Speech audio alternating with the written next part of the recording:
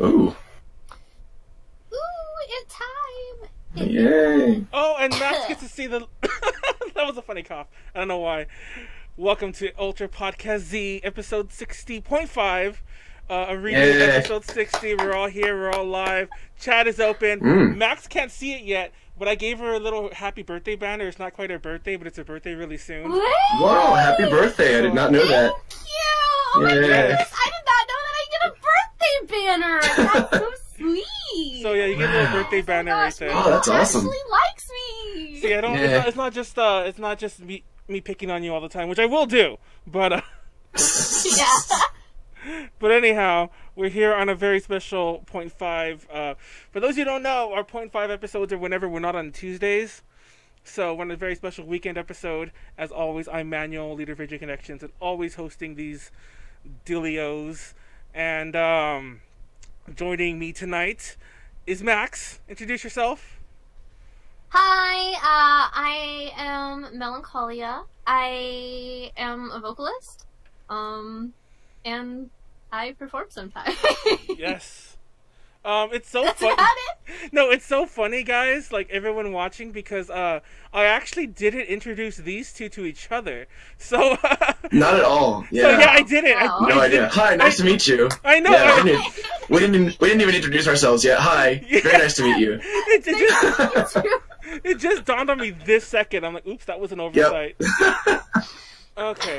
Well, anyhow, other host tonight is Zac. Sorry, I didn't forget your name. My face started itching because I'm... Anyway, my face started It's all itching. good. It was terrible. But, Yes. yes, Zac joining us tonight. For the very Hi. first time. Yes.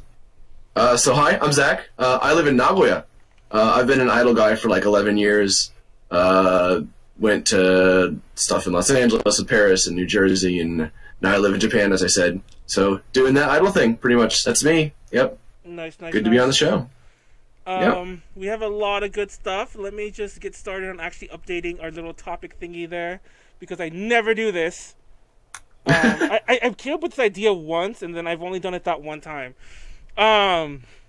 So, these are our topics for tonight. Now, before I start naming them off, you might notice that if you watched on Tuesday, that we're covering a couple of the same topics. Not all of them, but a couple of them. And the reason is... And also, if you're watching now, you didn't watch Tuesday, and you're wondering, why is it 60.5? Where's 60? Well, 60 was a 4-hour plus drunken mess of a podcast. And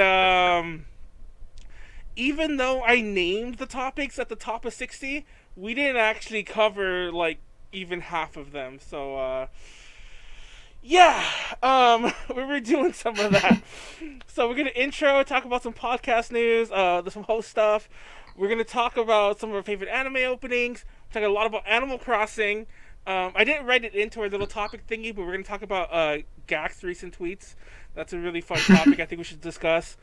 But our main topic of the night is going to be Japanese concert etiquette, and, talking about taking pictures and videos in Japanese concerts and whatnot, be it in Japan or be it in the US, and the ins and outs of all that stuff. And also some concert horror stories, and probably a hell of a lot of randomness in between. As always. Chat is open, by the way. Feel free to chat at us in the little chat box down there. If you're watching on YouTube, feel free to leave a comment and everything. So let's talk a bit about some news and some host stuff. I'll go first because I hinted at it and I want to just get it all out there right away. So Tuesday we did a podcast, and it was supposed to be me, Ren, and Konaru. Now, prior in the day, Ren had asked me if we could drink on the podcast, and I'm like, sure. We've already had Megan drink on the podcast before, so we'll just drink on the podcast. And I had made a joke post. Let's take a shot, make a drinking game of it every time Ren burps. And for those who don't know, Ren burps a lot. So when the podcast started, Konaru literally minutes before could not make it. Like minutes before. Yeah. I love her! Like minutes. I love her! Like I think we were already late. And then Konaru's like, I can't do it. Can you guys go on without me? And I'm like, yeah. And it was kind of like a weird moment because, like, I mean, I know Ren, and Ren's a friend of mine, but I haven't talked to her in a while. Like, I actually didn't even ask her to be on the podcast. That was all Konaru. So, I mean, she's been on before, so so I was like, oh, okay, you know. So we kind of had like an awkward opening, and then Ren burped. And I decided that I was going to not joke about it and actually take a shot. So I took a shot, and then that spiraled into many shots. Let's get shit-faced. No, real talk, I'm actually surprised I wasn't, like, worse than I was on the show, because... Me either. No, because you saw several shots, but I took many, many, many shots, and I saw... You had so many! No, I'm not exaggerating. I think I had about 10. So it's like, how did I not die or something? Anyway, and I wasn't even that drunk. Like, I was drunk, don't get me wrong, I was really drunk. But I wasn't, like, I didn't pass out. I didn't, you know, knock everything. I did hit myself in the face with the mic. But anyway, that's enough of that. If you want to see the unedited version, it is up for our patrons. I don't know if I should have put that on there. It's like, this is where your money's going, guys. Yeah. This is where your money's going, guys. You can pay for my alcohol. But no joke. And I also decided to put our other Lost episode, the one that we did, like, episode 56, the one where we just talked about random stuff. That's also available for our patrons. So just fun fact. Wow. The edited version of episode 60 will hopefully be up Monday. I still need to edit it a bit more, but I don't think I'll have time to finish it until Sunday. So funny enough, this one will definitely be up before the episode 60. So anyway, so if you're watching this on YouTube over the weekend, you have a lot more podcast D to keep up with, and you can watch a maybe funner version of this with me and Ren drunk as fuck. Anyway. Enough drunk talk. Yes. Max, what's up? What's new in the world of melancholiaah? So much! It's actually unreal. I started up a Patreon recently. This is like, I'm in like its first month cycle right now. It's going really, really well. I opened it up to fund a new EP that I'm working on. Ooh. So, that's really hype. It's turning out like so ungodly, like, perfect for me right now. Like, I was not proud of my first release at all, but this one is like, I'm so excited. I'm doing a bunch of like vocalist work on some games right now, but I can't talk about it yet. Not really. But there's that. I have new merch out. I brought this for us to chill out with right now. Penlights, hello. Nice. Yeah, with me name on it. Ooh. Oh, wow. So they're on my online store for $10, or you can buy my like defective ones for $7, just because they have like glue staining on them. And as much as I love the grimy glue stains, I feel bad selling that full price. So yeah, I mean, like, that's what I'm doing. I'm just like living life, waiting on a bunch of things. I'm in a big waiting game right now. I have a bunch of conventions lined up for the summer, going into the fall season. So that is what I'm up to. Nice. Nice. I hate that I keep like whipping on instinct. Ew. It's funny because, like, I didn't think your prior release was all, not even, see, when I'm gonna say all that bad, because that implies that I thought it was at all bad, which I didn't. No. See, it wasn't awful, but I feel like it didn't represent what I wanted melancholia to represent. Like, lyrically, I think it was there, but sound-wise, it wasn't at all. But I've been working with a lot of like really sick producers and stuff, and I'm putting like a lot of like time and money into this, but it's like, it's worth it. It's so worth it. And even like the tracks that I've done myself, I'm like, why did I do this the first time? So yeah, it's just been a lot of trial and error to get me to this place right now, which I'm really happy with. So anyhow, let's keep an eye out for that. I'll have all of her links below. For all of her melancholiaah stuff, and I'll even link things to her prior release that she doesn't like, because I want to pick on her some more. So Zac, tell us a bit more about yourself, and what do you do what are you doing in Nagoya? So I'm an ALT, as like most of the non-Japanese people who are in Japan tend to be. I'm an English teacher, elementary, middle school. I've been doing that for 4.5 years, so I'm looking for new work now because my contract ends in July. So that's personal stuff, I guess. It's just job hunting stuff, which is lots of fun. Yeah, but right now I'm into a group called Lily of the Valley. They're a Tokyo group made up of a bunch of girls from Kansai, Osaka. They're really awesome. Yeah, and I do have a YouTube project that I'm working on. I'm actually more kind of along for the ride, I guess. It's me and a friend of mine named Kyle, who he's been doing a podcast for a while called Tokyo Explosion, but the other two guys in the podcast have children now and don't have time for podcasts a lot of time. So he started this other project called Hard Officers, which there's a chain of recycle shops, like thrift stores in Japan called Hard Off. Yeah.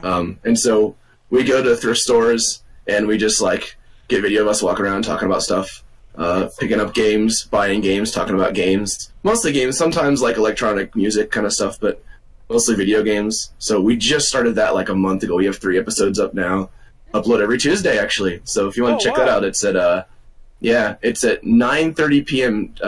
Japan time. So like in the morning for most people over in the U.S. and all that. But yep, so that's pretty much what I'm up to, I guess. But yeah, if you're into games and stuff, definitely check it out. It's pretty cool stuff. Hard Officers. We're on Twitter and YouTube both. So I didn't know this is also updated at the end. It's good. Oh.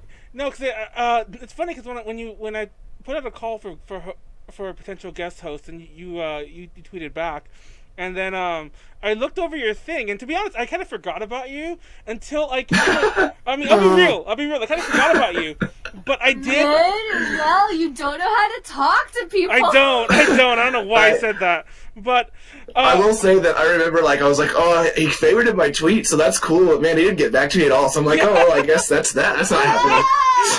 No. But I did check out the YouTube channel.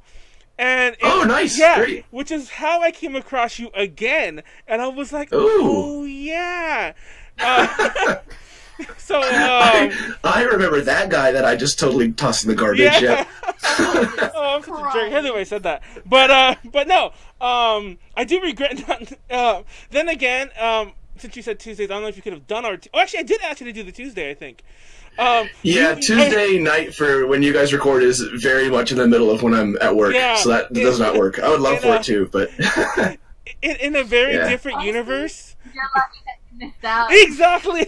In a very different universe, you either got drunk with me and Ren, or you were there and we just did it sober, and I would never have embarrassed myself on the internet, for several hours. For like the 18th time. I probably would have been pretty drunk myself as well. So. Yeah, you would have joined us, and it would have been insane. Oh, yeah. And then, it would have been great. But anyway, fun fact, last thing I'll talk about drinking, is that I thought, actually, that's a good segue to the next topic I'm going to squeeze in there. Sweet. But, I actually considered not drinking on this one again, but I was going to have a drink. And then I decided, you know what, Manuel? 'Cause I'm going to be drinking later on, by the way. But I'm like, you know what, Manuel? It's like, don't do it again. And it's. I can't wait for this podcast to spiral. Exactly. So I didn't do it, and I didn't show everyone this, but I actually have a.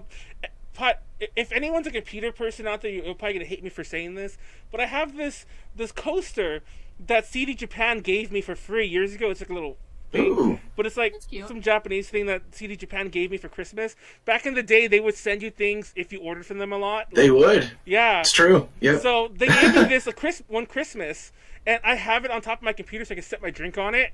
And whenever people see me do that, they're like, "You're putting a drink on your computer?" I'm like, "There's a coaster." Yeah. It's like there's a coaster. It's like, oh my god, like you could spill that. And mind you, by drink, it's usually alcohol. I put my drink there the whole time. If you saw me reaching like this on Tuesday, it's because I was putting my drink on top of my computer. Anyway.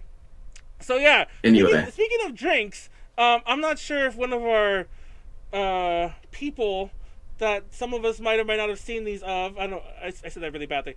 Gackt is drunk, or somebody translated Gackt is drunk. Good way to just punch you. Yeah, I was screwing up my little intro there. I already fucked it up. It's like Gackt was drunk.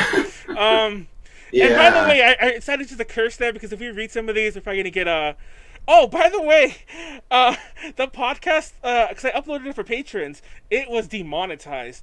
So, I guess... Ouch. Yeah, so just FYI.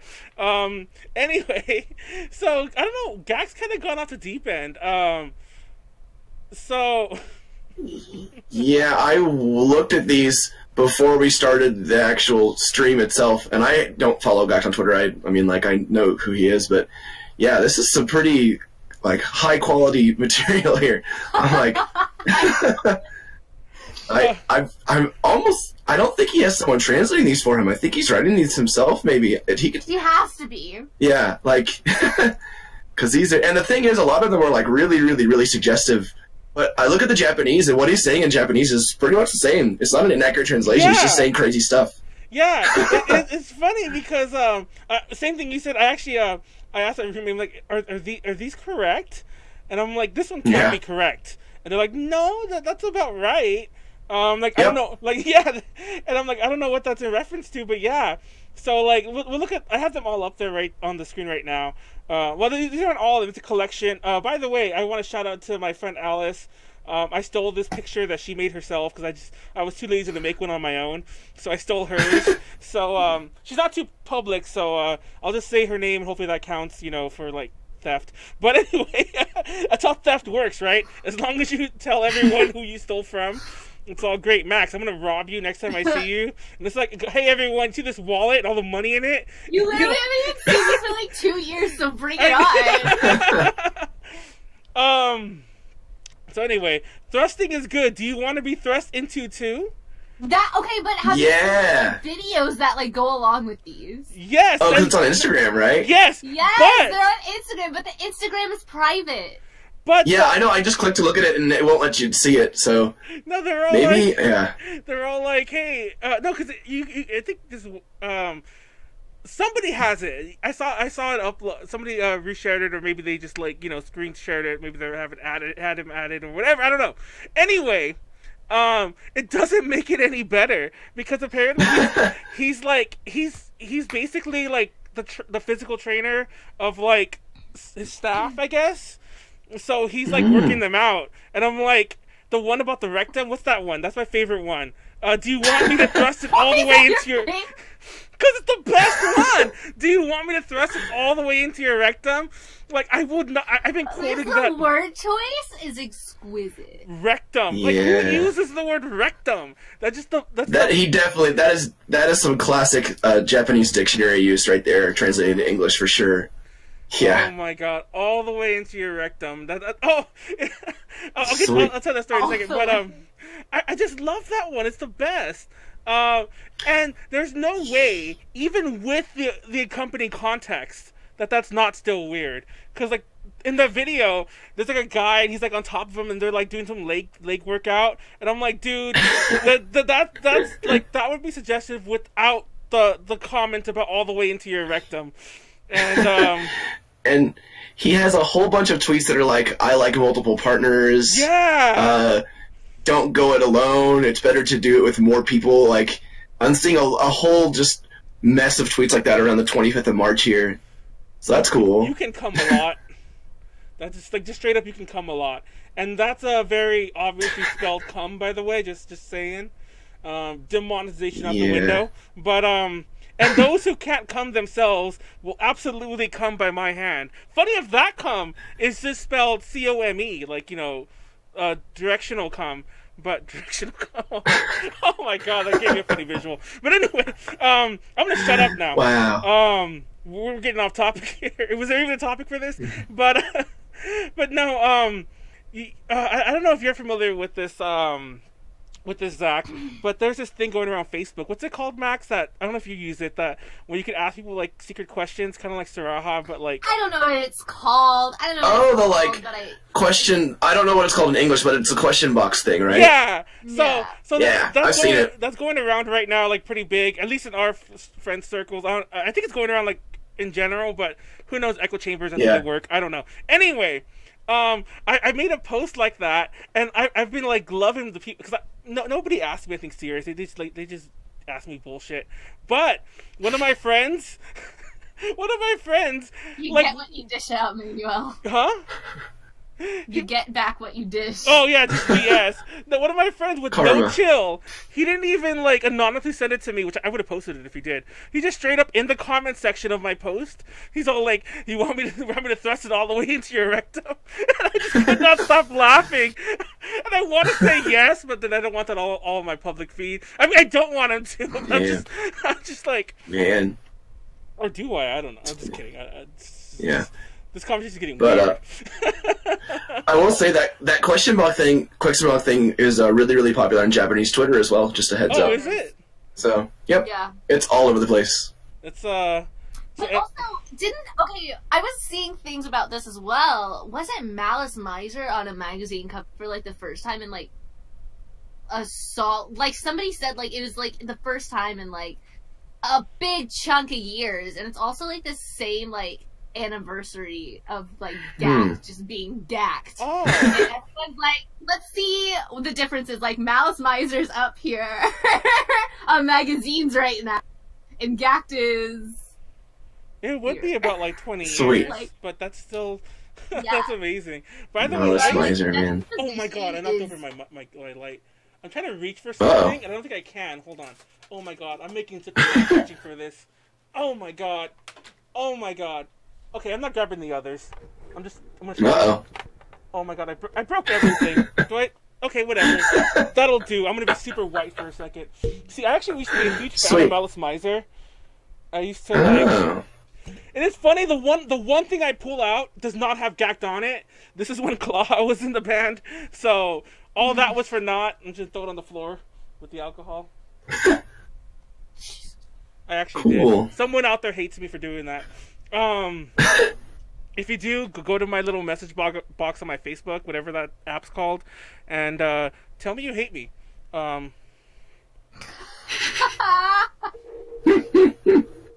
Sorry. Oh god. Oh god. How do I? I don't know how to light. Oh my Uh-oh. god. It is. Why did I touch it? Oh, Max, help! Okay, there it goes. Like you can actually help me. I mean, What's she gonna do? I know, Max, help. I'm literally in a different time zone. Anyhow, so moving along. Yes. Let's talk about what's next on the thing. You know what? Let's talk about Animal Crossing before we do anything else. I wanted to talk about Animal Crossing because Very cool. Because we can all talk Animal Crossing, and It's true. something funny happened on the last podcast. I won't name the person because they actually told me not to. Because I'm like, I'm going to call you out in the podcast. It didn't come yet, but somebody was watching. One of my friends who was one of the people who couldn't comment because they didn't have an account was watching on the podcast, and I was talking about Ruby, who's my favorite villager, by the way. And I was saying I was always scared if she ever moves away, it'd be so hard to get her back because I don't have her amiibo card. So a friend of mine sent me their amiibo card of Ruby. So Ooh. so I should be getting an amiibo card of Ruby soon, so I could. It's like you ain't getting away that easily. Like drag them back, kicking and screaming. So do you have a favorite villager, Zach? Oh man, I love Animal Crossing, but it's been so long since I played it, and I was one of those people that when I played Animal Crossing, I just obsessively collected things.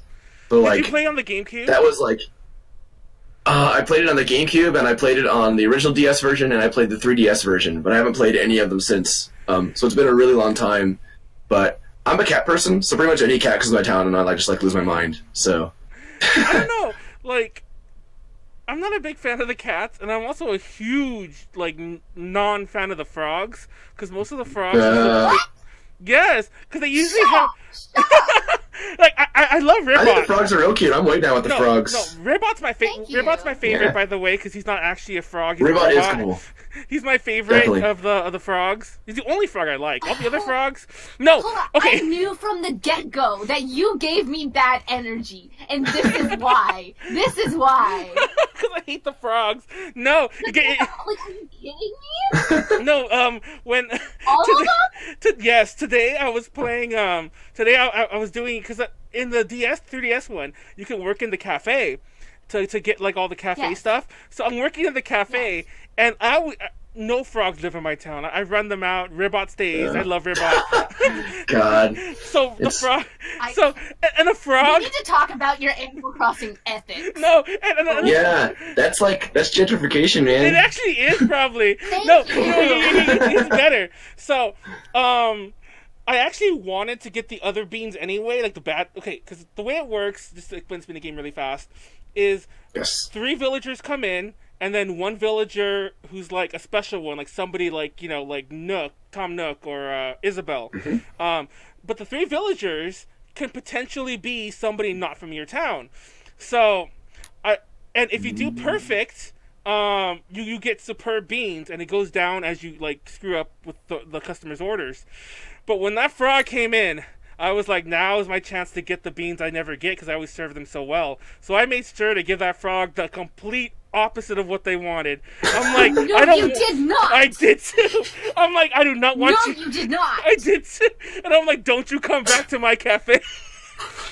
That's so terrible. I sound so like a monster. Man. So mean. Why? Okay, this is a therapy session. This is turn. Why are you so mean to your villagers? Like, why? Like, I just want explanations. No, like, I love. What good do you get out of this? I love my villagers. Okay, I love the villagers no, I love. You literally just said you hate frogs and are kicking them out of your town. Exactly.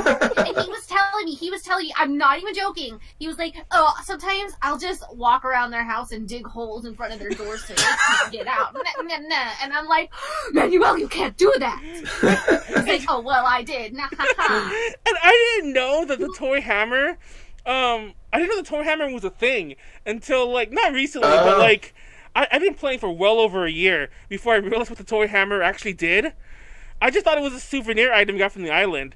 I didn't realize it was a tool you walk around with and hit people with, which is stupid because that's what you do on the island. On the island, you hit that lawnmower thing.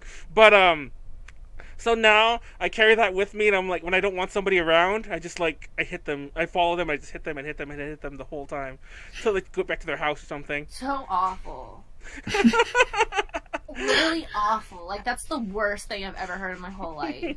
Yeah, that's pretty not cool. Oh my god. Yeah. And he's just like laughing. He's just like totally chill with it. I'm like, how are you there? Like, what kind of society is this? Because I definitely, when I played that game, I was like, anybody new who came to the town, unless they're just like a huge jerk, because sometimes there's those like villagers that come that are just huge, jerks. But I pretty much welcome everybody, because it's, because most of the characters are cool once you get to know them. You just got to get to know them, man. Give it a chance. Give frogs a chance, man. Come on. No, like, some of the frogs have those creepy eye stalk things going on, and I'm like, I don't want you here. Those are sweet. No, like, get the heck out of here. I don't want you. I don't want your kind here. We don't serve eye stalks in this village. Oh, that was so mean. I wouldn't even serve him at my cafe, and I was specifically rude to him. I'm like, oh, that's the best. That's the best. No, and it's funny because now I didn't have storage characters for a while because for a while there I had just imported other people's like not imported, but I had like remade other people's characters in my town, like people I knew. But then they kind of like as things go, I wasn't friends with them anymore. By the way, fun fact, you do not get any money back if you delete another villager. I thought that kind of like how when you sell your town that you get money from them.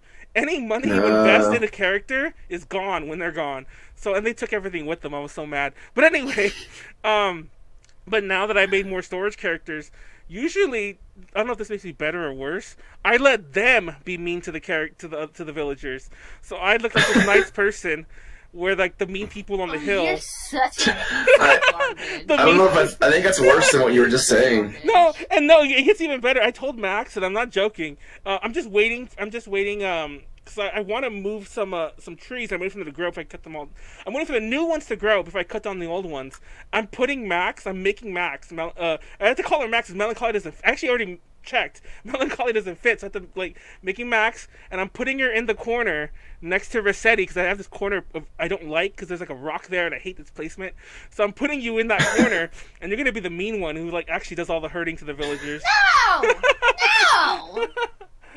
Yes, I'm making it you now. Oh, listen, all I know is that it's not on my conscience because it's not actually me. So Meh, my villagers love me. I'm gonna write them letters. I'm gonna write them letters like the real Max hates you too. She said so. My name isn't even Max in the game, so does it matter. Like the real one hates you. Like everyone hates you. The real one. They know me. They know that I would never. They know to not trust you, so... I'm getting rid of Chief soon. Fine, do whatever you want. I'm getting rid of Chief soon. I know you said Chief's one of your favorites, but, like... Him? No! Why are you getting rid of Chief? Okay, I'll admit. Him, I actually kind of like him. He was a jerk when he first moved in, though. He was a jerk when he first moved in. Of course. You have to earn his respect. And I also love his, because, like, everyone else kind of has, like, they do the town theme as, like, you know... their own notes. His is a drum, and I love that. But he built his house. He built his house in a really bad place, and I'm like, why did you build it here? And I'm just like, I almost want to be like, because he wanted to, and it was open, and Isabel said, okay. No. She said, oh, looks great. There's nothing around here, and he's like, okay, yeah, perfect. And it's because everyone likes to cluster around me, and for some reason, I guess maybe it's his personality. He didn't. He built his house like in this far off part where I put all my trees, and like he knows not to get too close to you. He's like, I've heard about him. Yeah. Your chieflets hate you because mine lives right next door to me. So. Oh, that's mean. Doesn't look too good for you. No, it's funny because like even though Ruby's my favorite, she actually is the only villager who moved into like her own little lonesome side. Like no one else lives by her. And I'm like, Ruby, no. Yeah, I don't know. Oh, I'm a monster. She's just trying to be wary. Yeah, literally. Anyway, my favorite characters, by the way, are Boone, Ruby. I almost said Chief. I didn't mean Chief. Boone, Ruby, Ribot, and Pecan. I call her Peck. I don't say Pecan. No, I don't say Pecan in real life, but that's how I call her in my head for her. Does that make sense?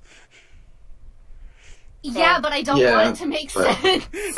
like I say pecans if I'm like talking about the actual item, but I call her Pecan just because I don't want to call her pecan or whatever. But I don't like that. I feel like honestly, there's nothing I hate more. But Ruby's the best. Oh, somebody likes Animal Crossing. Sorry, I didn't read your thing. Chai Kitty time. You sound familiar. I think you've been here before. But so I hope. You hope what? Oh, I hope that Chai and Chai Kitty time is for the band Chai, because that band is sweet. I don't know if either of you know Chai, but they're a really, really sweet Japanese girl band. No, I never heard of Chai. Really? You should look them up. They're incredible. They're like a 4-person group. They're from Nagoya, actually. They do kind of like poppy, new wavy, kind of noisy, like... they're really... I'm into it. But, wow. but it's like more like rock style. It's almost like, think like they take a lot of inspiration from like Devo. They're really, really awesome. Oh, sick. Yeah, they're incredible. Chai, they're amazing. Wow. If it's not Chai, sorry, Chai Kitty time. That's not at all to do with your name, but they're a cool band either way. So. And then we did this drunk on the pot. By the way, did you love that, Max? We tried. Me and Ren tried to draw Ruby drunk, and so my Ruby. You're asking me if I loved it? Yeah. No. Did I continue to watch after? Yeah. my Ruby was like a green yellow mess that like I couldn't get the thing to color within like the fill. And when I hit fill, it filled everything. It didn't fill like the space. I guess my lines weren't closed off enough, but like she had no legs, and I tried to give her that basic the chick shirt. That's not the one she starts with. But I tried to give her that chick shirt, the design that everyone has in their town if you don't change it. And yeah. And then they like all the villagers start wearing it. Oh my god! No, no, Ribot's still wearing it right now. I wasn't. I keep sending him shirts. I'm like, please change it, please change it. And then I go to his house. You have to wait until a villager like tries to ask you to like send them a present that got like misdelivered, and then on the rare occasion they'll be like, "Oh, it's a shirt. Should I put it on now?" And you're like, "Yes." And then and you have to be like, "It looks great," and then they'll keep it. No, like, by the way, I always want to change a shirt the way they do. They usually do like this like flip. They're like, "Oh, And that's like hashtag goals right there. If you change your clothes, like your clothes like that, like just like do a forward flip and just like front flip. Sweet. But so let's try to oh, so like I was saying, but then Ren took just as much time as I did, but her Ruby actually looked really good. Like I wasn't gonna do this, but let me actually put it. Okay. It looks good for somebody drawing drunk. I mean, somebody drawing Ruby drunk. While drunk, I mean to say, not Ruby being drunk. Oh, apparently they don't have it. Oh wait, I'll just pull up this picture, which is just as embarrassing. Oh, I do have it. Never mind. That's it'll come up in a second in the. You'll see it in a second, but that's the one Ruby. I called it Ruby. That's the one Ren drew. And it's funny. Okay. It's funny because we have I don't think there's any. There's a character in my village right now named Sylvia, and Ren is in a group called Peachy Parade that also has a Sylvia who's also been on our podcast. And I always keep tweeting about but I keep messaging her about hey look, it's your villager, she's being annoying, and I'll kid her with something. And I'm just a jerk. God, I am a jerk, aren't I? That realization when you actually realize you just now it just these people to your podcast once. And then you, for some reason, think that you can just bully us, and I guess it just translates to every part of your life. Yeah, I feel pretty this much. is a running theme. So this is basically an intervention now. Is what's going on? Apparently. I suddenly Exactly. realize. Well, full disclosure, Manuel's just gonna bully you after. Yeah. Oh my god. Well, anyways, that's the Ruby she drew, and that looks leaps and bounds better than anything I try to draw. Yeah, yours was absolute garbage. I actually can't find mine. I don't think I saved mine. It was like derpy Ruby. Even what I was looking at. It didn't even look like a rabbit, but No. I am gonna try to draw Lopez right now. Oh dear. Please, Hold please on. So I love him. and as I'm drawing Lopez, story time us, Zach. Me? Yeah. What kind of story should I tell?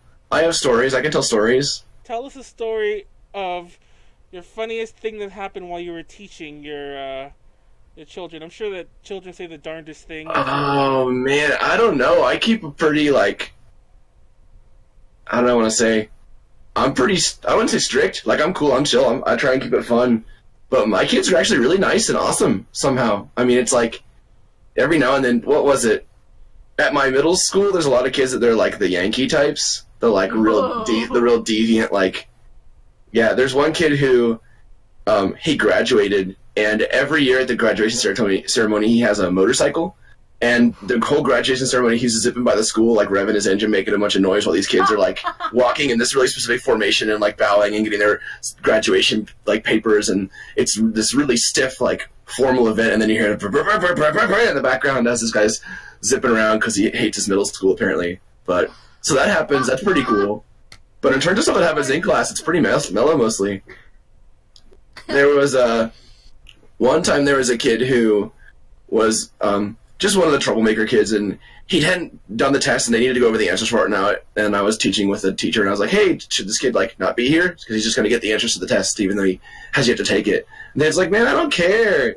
I don't even want to take this test. What does it care to get the answers?" And he's like, "Yeah, I guess Zach, go out with them in the hall." And it was the most excruciating 25 minutes of my entire life, because this kid's just "Can I leave?" And I'm like, "No, you can't leave." And he's like, "Man, this sucks. I don't even want to be at school." I'm like, "I'm sorry, man. I don't know what to tell you." And it got to the point where, yeah. And I tried to level with him, "Man, it's I don't. I mean," and I tried to level with him, "Hey, man, I'm suffering too. So it's I gotta be here. You gotta be here. Let's work through it together." But he just said, "Well, if you're suffering too, why don't you just leave?" And I'm like, "Damn, kid. Good point." But yeah. I mean, I don't know. Yeah, that kid had a point, but I also want to, continue to have money to do stuff. Yeah. So those are the two ones. Most of the funny stuff is with just the troublemakers, because I'm kind of out in a suburban town, and so it's that they're not really in the city, so they don't have a lot of stuff to occupy their time, but they're not way out in the country where it's really wholesome, strong community surrounding them. So they're just So you get a lot of delinquent kids when they get into 14, 15 years old. So that was interesting. Yep. I hope that was a good story. That was yeah. It's good. It's a good job. I'm on the JET program, so I get paid more than a lot of other ALTs do, so that's cool. But yeah. Okay, I think I finished mine. I mean, we don't have the drawing yet, but I think I finished my drawing. So I meant to have Max do it. Wait, wait. No, I meant to have. Yeah, actually. That. No, I was going to say I meant to have you do it too, and I really never told you. So. You can start it now while we discuss. While I start saving mine, discuss mine, and I'll do story time. So I do it on the computer. Yeah, I did it on I'm Paint. Supposed to. Hold on. Okay. Oh, you can draw. Can I open up Clip Studio Paint? Can I be an artist? Oh my God, we did it in Paint. We have like the limited like pencil tool. Fine. I'll do it in Paint. Hold on, let me show you mine. I'll leave the actual I'll leave the No, actual... I don't want to see yours yet. Okay. Oh. You don't want to be influenced by the wonderful art that I would yeah. Steal his ideas. That's it. You got me. You can color yours if you want, but I didn't color mine. Only because I'm afraid I'll just make it all yellow again. It's just all... I don't know why I started with yellow. Oh, I was going to do the chick. Because the chick looked like it was the easiest thing that I would fill in. And just turned the whole thing yellow. I feel like it's really baffling to me that you can't maneuver MS Paint. I know, it's like literally like... And I've made a lot of stupid things in it in my day, and I guess one of them wasn't Ruby. But, because she's not stupid. She's awesome. I will fight you if you hate Ruby. Oh, no, fun fact. I don't hate Ruby. I don't hate Ruby. You're the one that hates villagers, not me. Stop trying to peg this on me. Yeah, we welcome everybody. Yeah. We're all about the love. I actually... This is all you. There's a villager I hate named Zell. And Zell's actually another one of these. You hate Zell? Yes. All right, let me look this Zell character up and see here. I'll be the judge on this Zell one. Zell actually is another like antelope deer thing, like Lopez is. And dude, Zell looks real cool. I hate Look at those sweet kind of squiggly. He's got squiggly horns. And like a lot of people, really cool. a lot of people like Zell because he's one of the newer. He's like the one of the new villagers to New Leaf. So he gets. So a lot of people are like when they look up new characters, like, oh, look at Zell, there's a new deer character, and it's funny because I never liked Zell. Like, I don't. Okay, I shouldn't say I hate. I kind of hate Zell for a reason I'll get into in a second, but I never liked Zell just because I always found him boring. It's funny. I actually thought he was a girl for the longest time. So all my early letters and all my early clothes and other choice items were tailored to that. So Zell's probably really confused for a minute if the parser ever tells what I'm writing to Zell. But anyway, which it doesn't. It's funny. Well, that's another story. By the way, you can cheat the letter system really good by putting like friend, friendship, friend, gift. Zell, friend, gift, and just be like, keep saying their name and friend or friendship and like gift, and you could just like cheat the system. But anyway, so I've been wanting to get rid of them recently, but then I noticed that like when I went to the tree and it shows me who's been there like the longest, Zell, it was Ribot, then it was Zell, who moved in like immediately. And you start with 4. One of the 4 I started with was Ruby, but Zell and Ribot Ribot then Zell came right away. So I feel weird kicking him out because I'm like, dude, it's like Zell's been here for like forever. But the other day, okay, they chat whether like they hear the rumors of the animals dating. And they're like, oh, for like years, they're like, oh, Ruby and Boone seem like really good friends, more than friends if you ask me. And I'm like, that's fine. I like Boone. Boone's awesome. I approve. But then just the other day, like 2 days ago, I'm talking to somebody and they're like, oh, Zell and Ruby look really close, like close friends, maybe a little too close. And I'm like, You're jealous? Zell is getting kicked out. No, that's Boone's girlfriend. Boone, no, that's Boone's girlfriend. Zell has no right. I'm kicking Zell out. I already have a plan. I'm gonna get him out through a card though, so I don't have to like be too mean to him. Because if you use a card, did you draw with a mouse or with like with a mouse, a touchpad? Okay, this changes everything.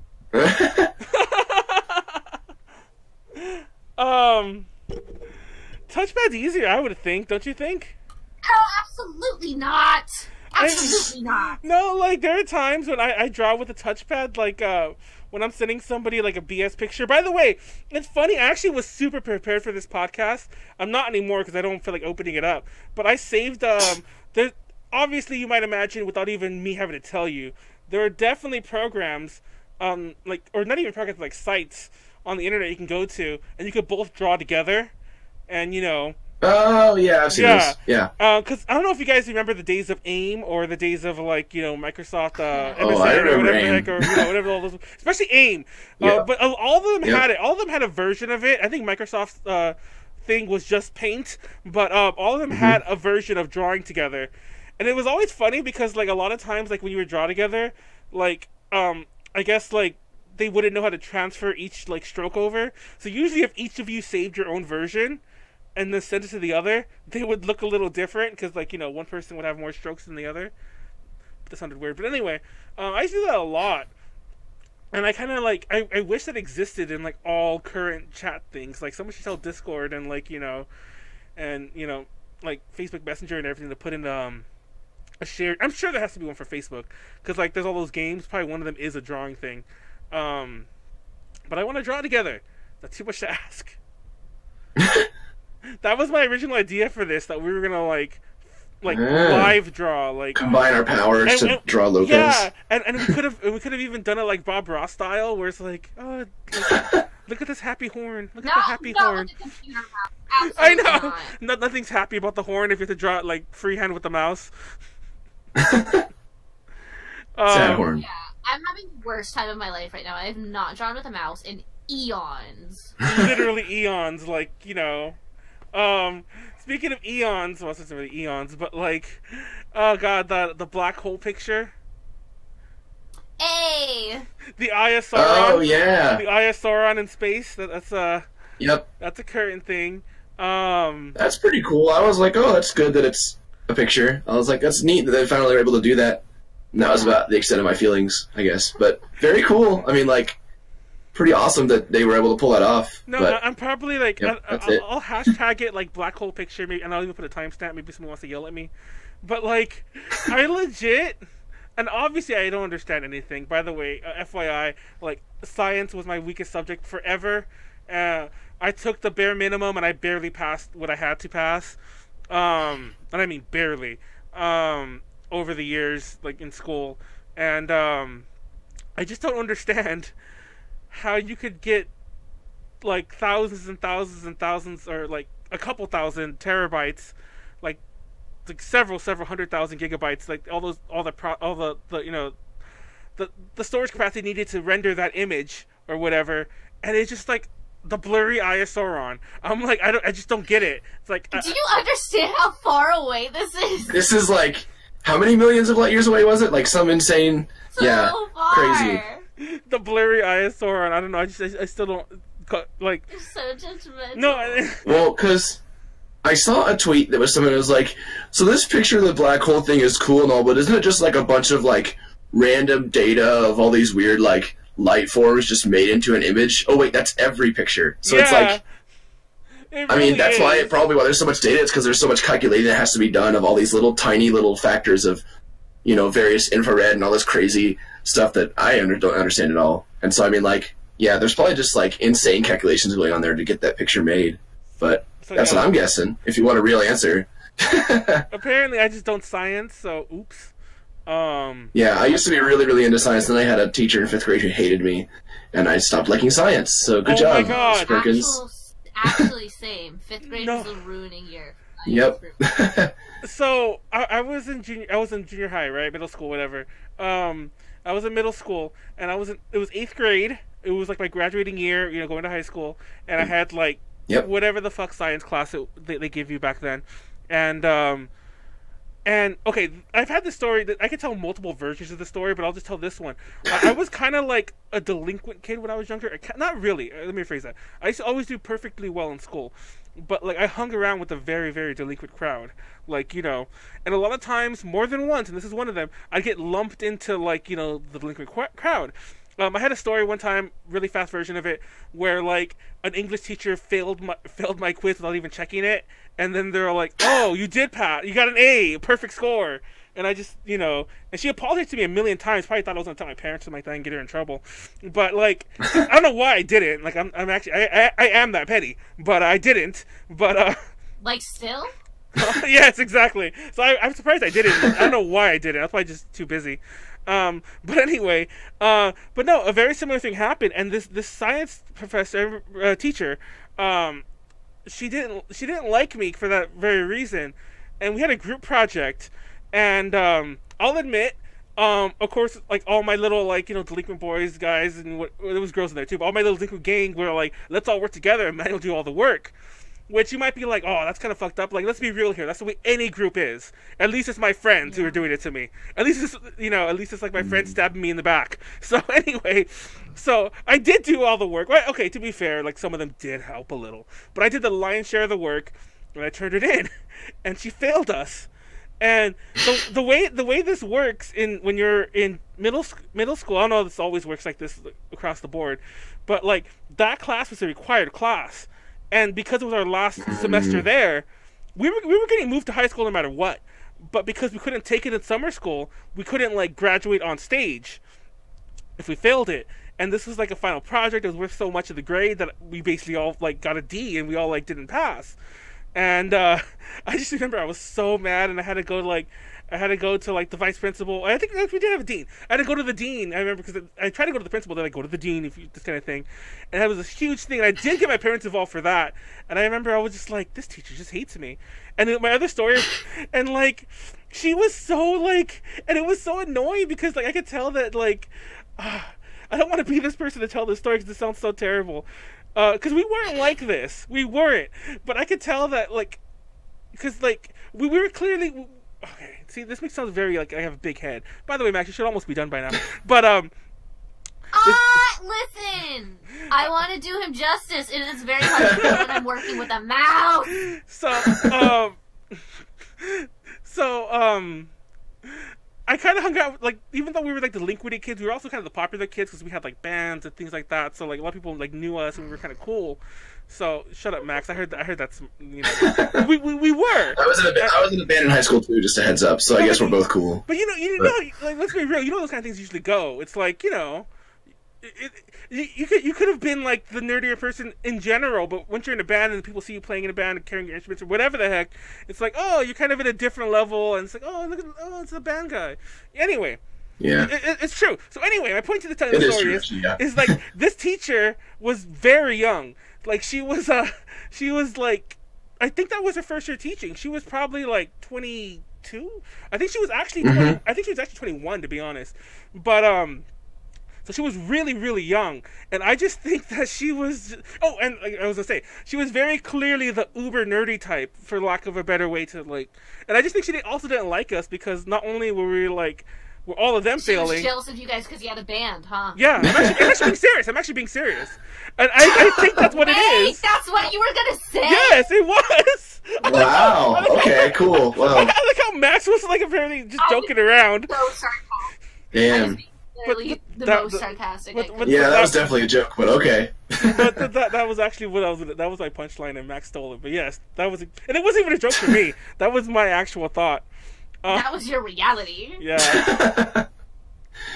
I was in a band in high school as well, and we did shows and stuff for like a year, and that was fun. We did punk music. That's it. That's the whole story. Oh, no, we did it for a few more years. We did punk as well because that was really big in the scene when I was younger, like locally. Yep. Yep.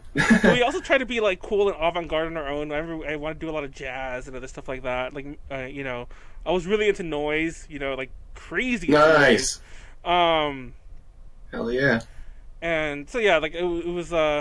I've always been a weird person, but anyway. And I also just like music. I remember I told this on Tuesday, and it's funny because I usually don't tell those stories, but like I was in choir and I was in a bunch of musicals, even though I still can't sing, to save my life, but somebody decided that maybe because I was the only one who really cared, people gave me actual singing parts, and poor ears of people who had to hear me. I remember, like, have you ever seen The Wiz? There's actually a really big, like, heartfelt, touching song called Be a Lion. I was a lion, by the way. And The Lion has two main songs. And sorry, I'm just. By the way, if anyone's wondering, I'm just trying to like save time because Max is clearly really focused there. What? Listen, Lopez is my actual husband. Very cool. Do dirty like you did. Oh. All right. Oh my God! I'll tell that story in a second. There's actually a funny story about Tuesday. I don't think I wanted to elaborate more on, but I did it. But anyway, what was the story telling about? Oh, so anyway, The Wiz has the Lion has 2 songs of The Wiz. One is called Mean Old Lion, I want to say. I think actually that's exactly what it's called. And that's the intro song. Now, I was able to fudge that one because we made it a little faster and I kind of just like spoke a lot of it. So that was fine. But the other song is called Be a Lion, and it's like the whole character developing moment where like the lion gets his courage and Dorothy and the lion have their little like duet. And I could not sing that song. Like we had special rehearsals for it where I would, where I'd sit down with the vocal with the music director and the director, and we sit down there, and I was even taking voice lessons at the time because I'm like, I'm embarrassing myself, and we sat there and we tried and we tried and we tried and we had to cut the song. So oh dear. So in the version of The Wiz I was in, the lion never got his redemption. It was just like he's still a coward. I'm still a coward too. I write mean comments on the internet so people don't know. I'm the one who goes to like Max's like her question box, and I'm like, I hate you. I've literally gotten none of those, so step up your game. Yeah. It's funny, actually, you say that. Like, this is so on character for me, too, by the way. When Saraha was a thing, like 2 years ago, I would go to my friends and I'd be like, I hate you so much. I've always hated you. And then, like, without fail, and mind you, I said it thinking, like, I was going to tell them. I was always going to tell them. But without fail, every single one of them was all like, Manuel, was this you?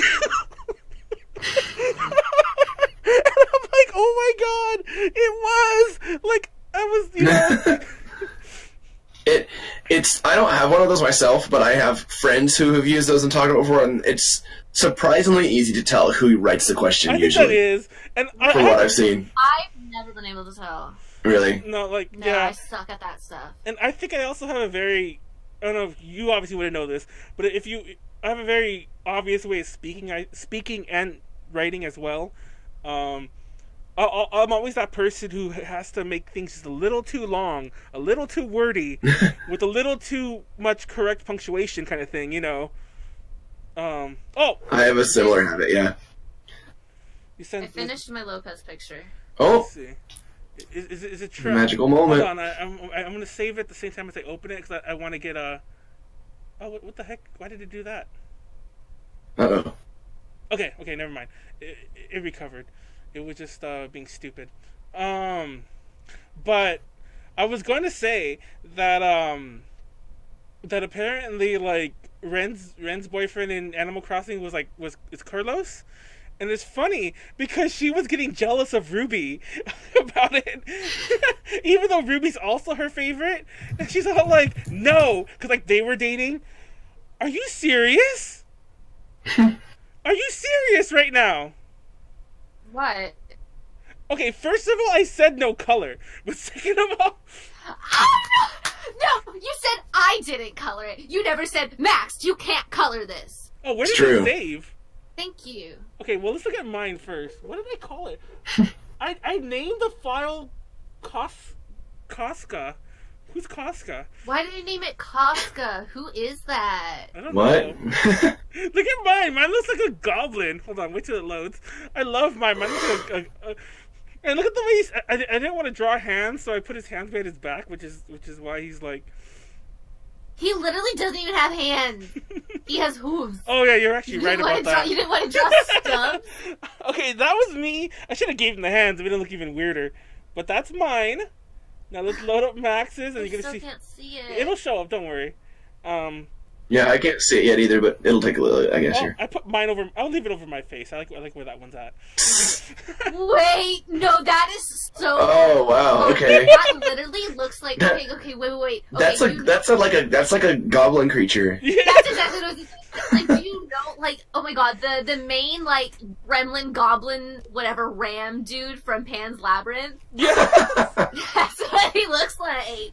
But no. How dare you do him this dirty? Well, I look at you, watch, when Max's loads, it's like, hers looks like a legitimate piece of art, you know, like... Wow, that's awesome. No, it doesn't! I did him so bad! That looks great. That's like a billion times better than I could ever do, that's for sure. But that's why I'm not drawing. In that amount of time? I mean, come on. That's actually... Wow. Hold on, I just love him. Let me see He deserves the best. And I couldn't give him the best, but this is the best I could do, given the situation. I'm gonna leave... That's impressive. Well, from now on, my character... Yeah. You're not gonna comment that mine hates you, Max? He's specifically saying I hate Max. Because that's not even... doesn't even look like Lopez. That's not even Lopez. No, Max, apparently strange gremlin creatures don't like Max, yeah. So... My own kind doesn't like me. I'm gonna... Whoa. Max's long-lost brother, I'm gonna put that in there. But, Okay. He is. So, like, I'm gonna leave Lopez in your corner, so you're gonna have, like... Your little box is gonna get really cluttered. Wait, can I have like the actual Lopez? Oh, you want too? actual Lopez? Let me get actual Lopez. Yeah, I don't necessarily want my art Lopez. I would like the real Lopez. Why? Because I love him. He's actually beautiful. Oh my god, I moved the entire background. Hold on. Okay, there it goes. You always do this. No, I always do that because, like, there's so many layers. You always do it. Okay, there. I'm gonna put them both there. You're just gonna have a really crowded box. Okay, there we go. Fine. So let's... Oh, that took way longer than I thought it would. We still have more than enough time to talk about that took topic. But I did not think the Animal Crossing would take like a half hour. But... let me actually change it before I say what it is, because I'm gonna forget. Oh, I misspelled etiquette, but I don't want to go back. Oh, dear. Oh my god, it froze. Uh-oh. Etiquette. That's fine. Honestly, we expect this out of you. So you know what? I'm gonna leave it like that. I want to piss off the internet because okay. That seems like it'll get a comment, and I love comments. It's easy to do. I want somebody to get really mad. I mean, that's making me mad. I'm like, damn it, Manuel. I'm not gonna punch myself, but oh man, concert etiquette. Etiquette. Wow. Leave it. That is, yeah, that's not how it's spelled. Oh god, that's the best. And it's funny because there's somebody. I just snorted. I busted an Angie right there. But oh, I said that one time when Angie was on the podcast. She got so mad at me. Angie snorts when she laughs, and it's the cutest thing ever. But she's self-conscious about it, and I said it while she was on the podcast, and she got really mad. So yeah. I don't know why people are your friends. Exactly. I'm like, I'm just so mean to all of them. Oh, was Pom Pom Pudding always there? Yeah. I'm gonna bring my Raichu. Dude, I found this Raichu in the closet, and apparently I threw him there during the podcast, because I was just like really drunk, and I was like, yeeted in the fuck out off the show, and he just like flew in the closet. So yeah, let me do it again. Yeah, you were really throwing stuff. Podcast. I was thinking like everything's just being like chunked. Like you would show something, you would like run off, and then come back and be like, look at this Hamtaro pop-up book that I have, and then you would just, and I'm like, oh, what are you doing? Oh my god! Like I couldn't even imagine the mess that your room was after that last podcast. Okay, so I put them back in, and I'll show you this now because I just want to. Don't worry, we'll get to the topic right now. Actually, that's not the right one. Okay. So I have these shot glasses that are full of like pennies and coins, like small coins, and I do use them by the way. But like I have so many, and I just put them in here, and I was joking around. I'm like, haha, haha, and I poured the change everywhere. So like, I'm still finding like pennies around my computer. Like today, I had to move my printer, and there was like a penny under it. I thought you weren't gonna pick them up. You told me in chat, I'm not gonna pick them up. I'm gonna leave them for a memory. And I was like, please pick them up. Okay, that was drunk talk. That was crazy drunk talk. Yeah, we already have people in the comments. Because you were also having crazy drunk talk, saying like, these are my special pennies. Wow. I like how I'm already making people mad in the comments. Etiquette. Hashtag etiquette. I like that's our Concert The etiquette. hashtag for the night. Yeah. The Yep. hashtag for the night. It's got to be. No, by the way, when I have pretty bad eyesight in general, like I really need glasses, but like the option where you have to change the what's in the box is really small. Like I would probably be struggling to read it anyway. If I was, and this is a lower res monitor. Like I have a 4K one on this side, but I use a lower res one as my main. Don't ask me why I do that, but I do, and it's so hard to read it. I'm like, and I'm like, I can't tell until it's done. I'm like, oh, I misspelled it. So play Max, because everything's Max's fault. Okay, go off. No, you know everything is Lopez's fault. I'll just take it at this point. Hey! Hey! You watch your mouth right now. Don't bring him into this. But so concert etiquette. This is actually our main topic, and this is a topic that, like, even though, you know what's funny? I said at the top of the show that we're gonna repeat the episode, but we didn't because we skipped the one thing that we actually did cover, the anime openings. We did cover that, and I decided to skip it earlier. But we're doing the topic that we just were too drunk to get on. So concert etiquette. Yes. Oh my god. You know what? This can all be summed up in a very quick way, and I feel like there's a lot to say about it, and I have stories, and I'm sure we all have stories about people who just don't listen. But I'll say this right off the bat. This is the etiquette. This is like the general rule of thumb, and I'm pretty sure that either you both agree with me, or if you don't, feel free to say otherwise. But especially if you're in Japan, we'll start with Japan first. Okay, we'll start with Japan first. Sweet. I actually feel that's the worst, by the way. The worst egregious when you screw it up. So we'll start in Japan. In Japan, if you're ever at a concert, it's the perfect rule of thumb that unless you're explicitly told you can take pictures or videos, assume that you can't. Yeah, pretty much. Like, because that in my experience is the very. Oh, by the way, I do think Merengue is better than Lopez. Sorry, in the chat. Whoa. Yeah. Absolutely not. I'm pretty like spicy in the chat right now, just out here saying that Meringue's better than Lopez, and I'm like, much better.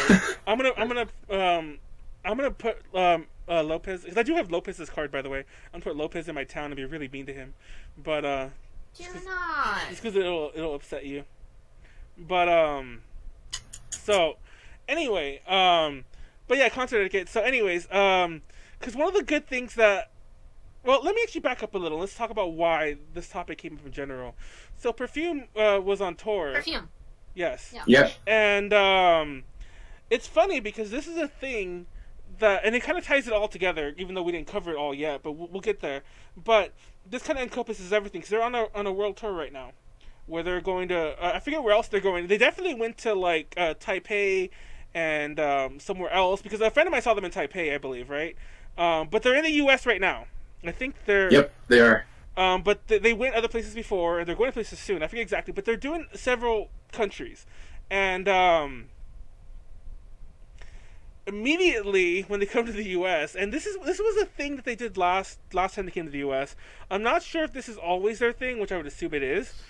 But they're like, please don't, post things of our concert, or even I remember last tour they did. They said please don't even post a set list because they wanted to be surprised.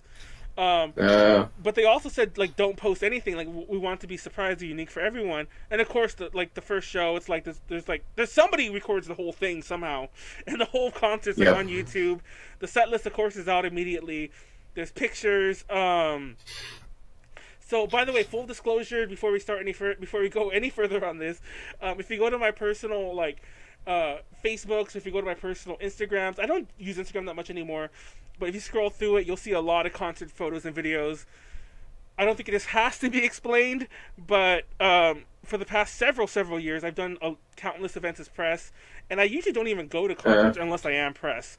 So don't at me that we did a search, and Manuel like 5 years ago took a picture at a Perfume concert, which I did. But I also was not there. It wasn't 5 years ago. It was like 3 years ago when they were here last time. But I have pictures and stuff from there, and that was because I was pressed. So yeah, don't at me, people. And that time was about their set list. I didn't post crap about their set list. But But yeah, do you have any stories about how your friends are just blatantly ignore this? Max, I'll start with you because I want to hear you talk crap about your friends. Me? Not necessarily, because I have, like, really, you know, my friends are...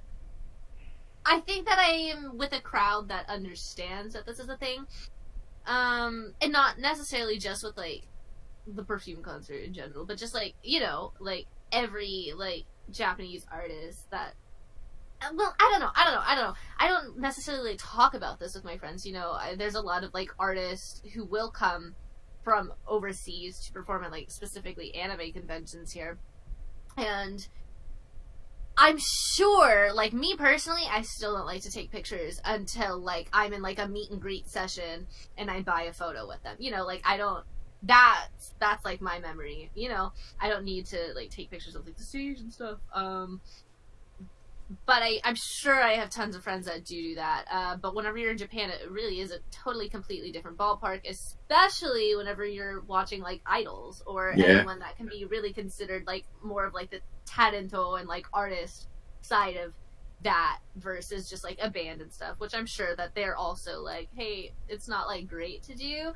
But it's so much more, like, iffy with idols, and I think it goes with the same thing that's, like, very hand-in-hand with, like, maid cafes.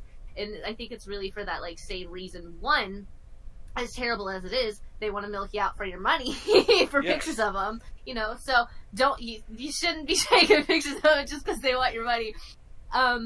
Two, I think it's also being, like, a performer myself. I don't necessarily, like, I'm like, you know, I'm fine when people do take pictures of me performing, but I don't necessarily like it because.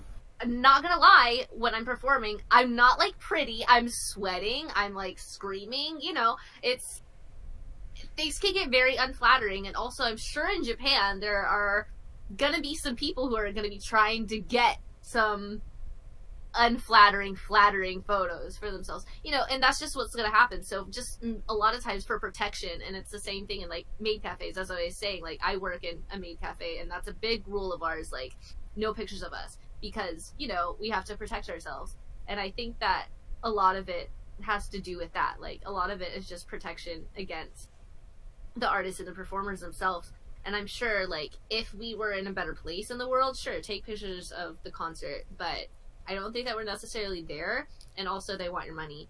And also, oh gosh, I just had a train of thought and now it's gone. Where did it go? Where did it go? Where did it go? Come back, come back, come back. Where was it? What was it? No! No! Uh-oh. Oh my goodness. No, it's coming. It's coming. Hold on. I need a second. Sweet.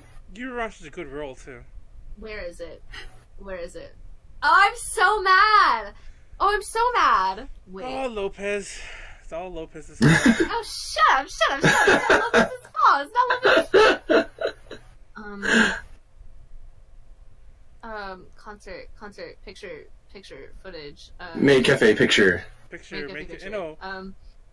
I'm losing my mind right now. Oh dear. Think of that. Think of that for a second, Max. So, I didn't go see Morning Moose. I didn't go see that. And you went to Morning Musume, right, in Paris, Zach? I think it was. I did go see them in Paris in 2010. Yeah. Okay. So, before I tell any of my stories of seeing them elsewhere, I'm curious. What was Okay, I remember. Oh, you got it back? Okay, we'll go back to you because my Sweet, mom was going to switch it up a little anyway. Okay. Sweet. I think that a lot of it also has to do with venues themselves. Yeah. It's a big thing with venues themselves because there's a group that I very frequently went to go see. Every time I went to Japan, it would be to see this group specifically. And if they were at a certain venue, they would say, yes, we are at this venue and you can take video of certain performances that we're doing. You can take pictures during certain performances that we're doing. But then whenever they would go back to their home venue, you know, none of that was allowed. So I think that it's a very big thing with venues as well. Mm-hmm. And it's not necessarily just management and things like that. So I guess that was just another thing that I just wanted to add. I think that whenever foreigners go overseas, a lot of times, if they're not like super big into idols, or they're just kind of like on the outskirts of it, they're not going to understand like people who are going over for like Love Live events or Idol Master events, which I don't mean to say like those are like outskirts, but you know, they're more it's a different kind of concert from other idols. Yeah, exactly. And like even those, you know, the rules still apply. So I think that those attract a lot more of a naive and not enlightened. I don't mean to say enlightened. Maybe not. They're not quite as experienced with how rules change depending on situation, I guess, for lack of a better word. Yeah. So they'll find themselves in that situation a lot, and it's not fantastic. But I've even had times where it was the first concert that I'd gone over to for the group that I mainly went over there to see, and they didn't even want me taking a picture with a friend that I had met there outside of the venue. The concert was like over. Like they didn't even want that. And I was like, okay, fine, we'll go. So it's really weird, and that wasn't the management or staff of the group at all.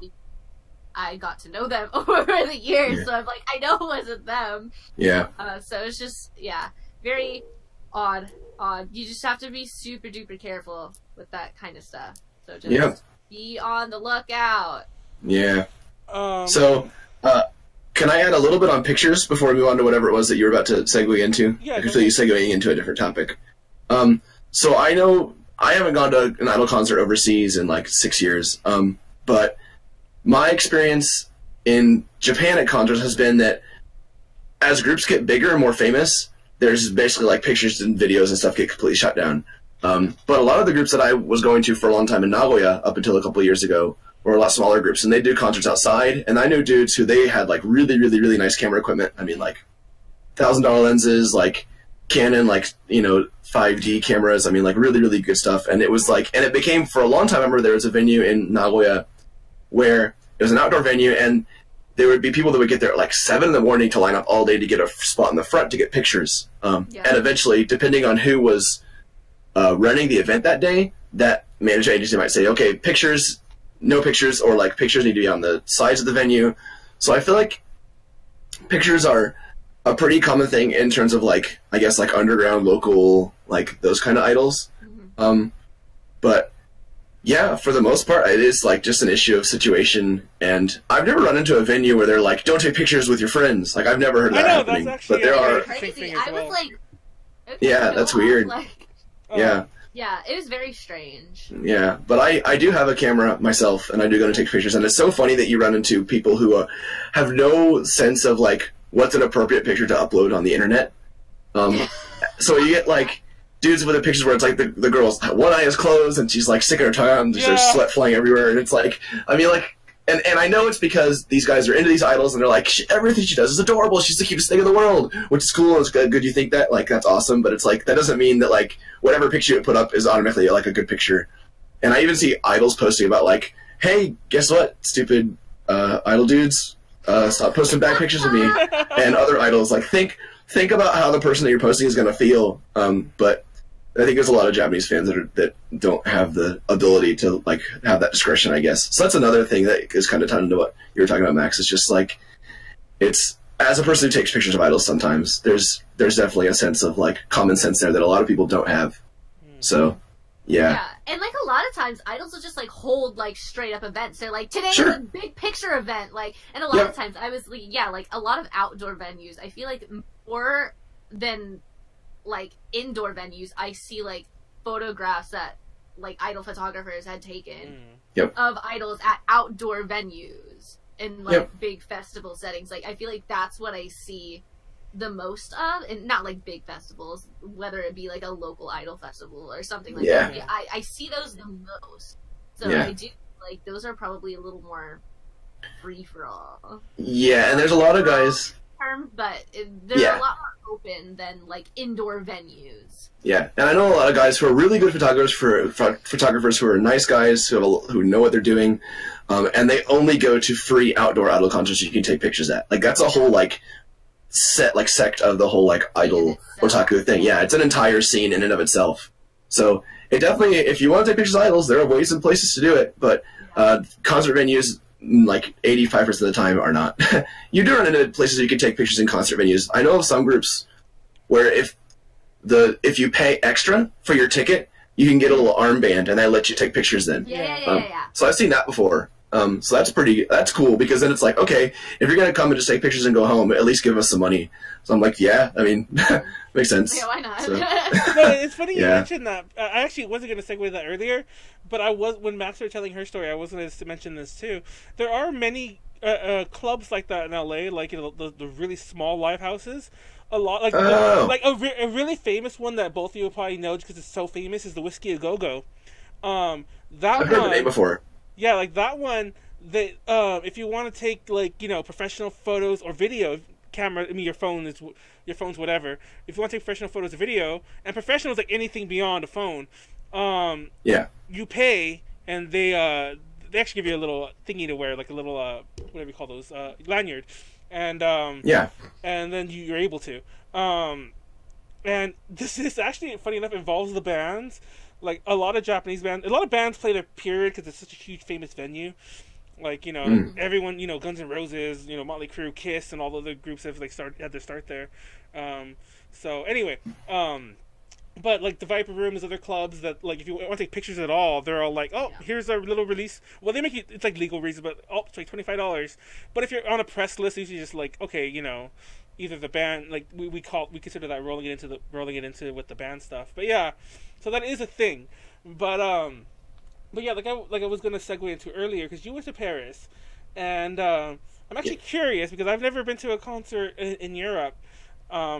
So I was curious and especially for Morning Musume, because I have stories of their shows that are out here in the States, because I've seen them twice in the U.S.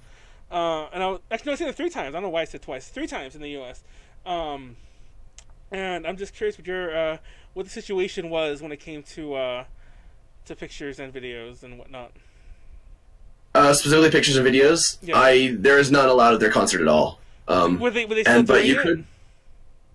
I didn't really. I was paying too much attention to the concert to notice, because I got like one of those. Cause Paris. So the way Paris worked was the concert itself was, you would buy a ticket and it was first come first serve, and then they had a VIP ticket that was allowed into the venue before all the non-VIP people. But even that was still first come first serve. Like, there were no numbers. You just showed up, and if you're at the front of the line, you got to walk into the venue first. And so I was like, we got there at like 6:30 in the morning, and the concert wasn't until like 3.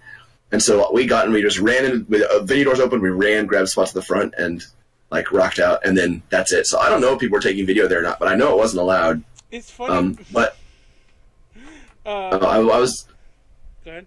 I was just gonna say, sorry, that they did allow picture and video at the autograph sessions. Oh. So I do have some. Yeah, I do have, not like walking along taking pictures of the members as you're like talking to them, but if you were standing and like watching from the sidelines, people were taking tons of pictures. I've got pictures of me like talking to Takashi Ai and stuff that friends took. I have noticed at the Momozu concert that I went here. So the case. So it's funny you mentioned that specifically, Max, because I was going to mention that one most specifically. So I went to go see them. I think was that the one I met you at? No, I didn't think I met you there, Max. It was the one next year, right? That was one next year. I don't. It was whenever. Yeah. Yeah. So because I don't think I met you that one. Anyways, I was there because there was people with us who you never knew. You only like met me and Tiffany.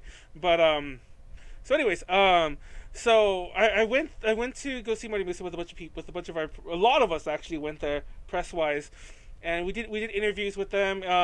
Fun fact, we have a pretty decently long running relationship with Upfront in general. So yeah, so cool. and unfortunately he's no longer their person, so I still won't name his name, but I was actually decent personal friends with their overseas liaison. Yeah, I think I know who you're talking about. Yeah. So I was like, we went drinking and stuff like that. So anyways, so I was personal friends with him. And I remember when the Texas show happened, we're sitting there and he's all like, mind you, I'm press, so it's whatever. But I was like, he's like, oh, there's no pictures at this concert at all. Okay, no videos. I'm like, oh, that's fine. He's like, oh, just give me yours later. He's like, okay, I'll send you mine. And then he starts walking around, and the concert's starting, and he comes up to me. He's like, "Why is nobody making an announcement?" I'm like, "I don't know. Go." He's like, "Who do I tell?" I'm like, "I don't know." And then he goes back, and the concert's like starting. He's like, "I guess just take pictures, but at least send me yours." You know, like I still have to get mine approved from him. So, but basically, I'll tell you this right now, and I'll also say this because that wasn't the only time it's happened to him. They've done concerts like even like not in the West, like they've done concerts like, you know, in events like in Taiwan and actually pretty much just Taiwan. You kept mentioning there was several in Taiwan that the people wouldn't announce it, so people did it, and it's like it's kind of awkward for him to like run up and unless it's like he did it like in Japanese. I don't want to give it away, but he had a pretty thick accent, no matter what he was speaking, like that I understood. So, like I'm sure if he spoke his native tongue, I'd understand. You know, if I spoke that, he wouldn't have the accent, obviously. But he had a thick accent as far as I'm concerned. So he wouldn't. And I don't think it was his place to run up there and be like, "No pictures, no video." But there were several times when that was supposed to have been told, but honestly, like no offense, by the way, Max. But honestly, the way that Texas crowd was in general, and the way that con was, I don't think even if they had announced it, that would have stopped anything. So, yeah, this is not the anime shitfest show podcast.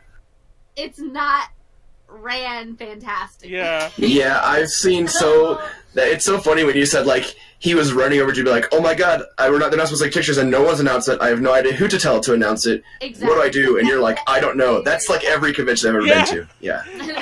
That's also true. So and like I remember, oh no, similarly when they did their Q&A event, their panel, like I actually had to leave. Like I personally, me and I remember I was there. It was me, Tiffany, and a few others. Like it was like Des and like Tipu and a few others. I mean, you don't know these people, but like Max does. So me and Tiffany had to like bounce because we had an interview to do like then. So we ran off and we left everyone else. And we're like, if they let you film it, film it.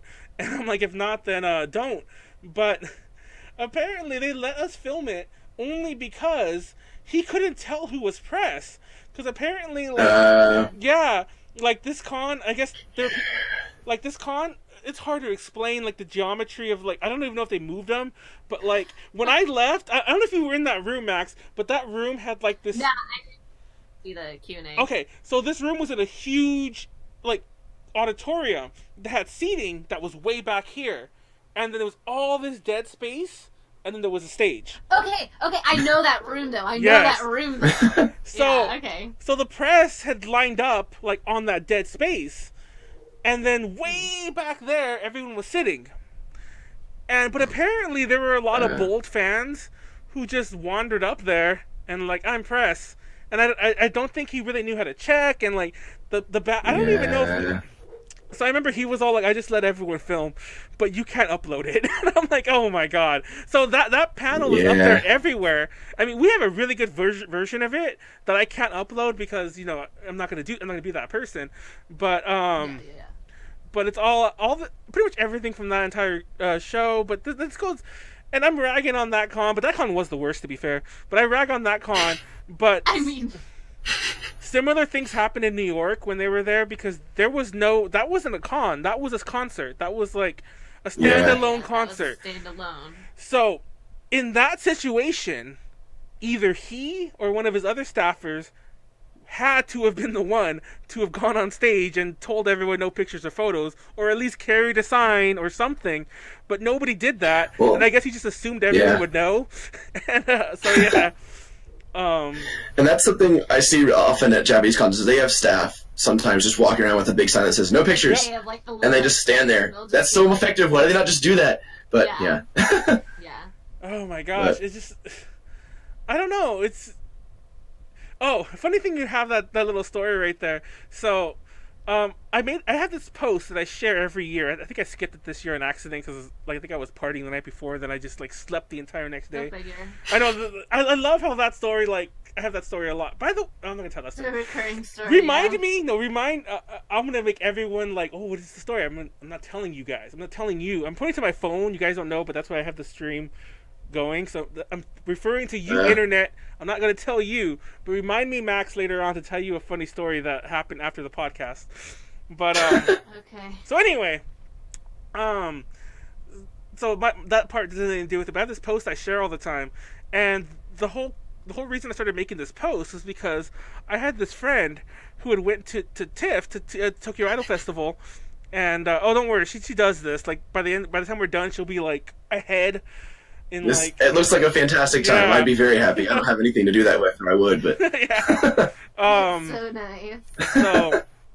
So like I had this friend who went to TIFF, and he was taking all these pictures, which was bad enough. But at one point, he was starting live streams, like he was live streaming. Oh, yes, God. and it gets better. No, like his own, not like the TIFF, like. Yeah, no, his own. Like my phone, here's a live stream of what's going on right now, and then like every so often, like staff would stop him. Like this was on the live stream, by the way. This wasn't like it would just stop and he'd tell us later. Like people would be like, "Sumimasen, like, and at one point, somebody like actually like stood in front of it and like was pushing it down. Like you could tell this was happening, but you couldn't really see because it's the phone. But it's like trying to get it down, and then he would make all these posts later on, like these are written posts. He's like, like security stopped me. Don't worry, guys. I'm gonna go like run over to this other corner where they're not at, and then like I'll try again. And he would do that. Oh my God! And to be honest, I'm surprised he didn't get kicked out. I don't know what the etiquette to that is, but like, I don't know how he didn't get kicked out in general. But I made this post. Because he probably played a dumb foreigner. Yes. So, yeah, it's so easy to do that over here. Yeah. But as he was leaving, he took a picture of the no picture sign, and was like, "Got one over on you." Oh my God! And it was just why do you only hang out with the chaotic evil people? No, okay, I don't like. Okay, I won't name him, and I don't think he actually, I think I already... Oh, fun fact! I don't know if you follow our chats, Max, but he briefly joined A to J, and I didn't...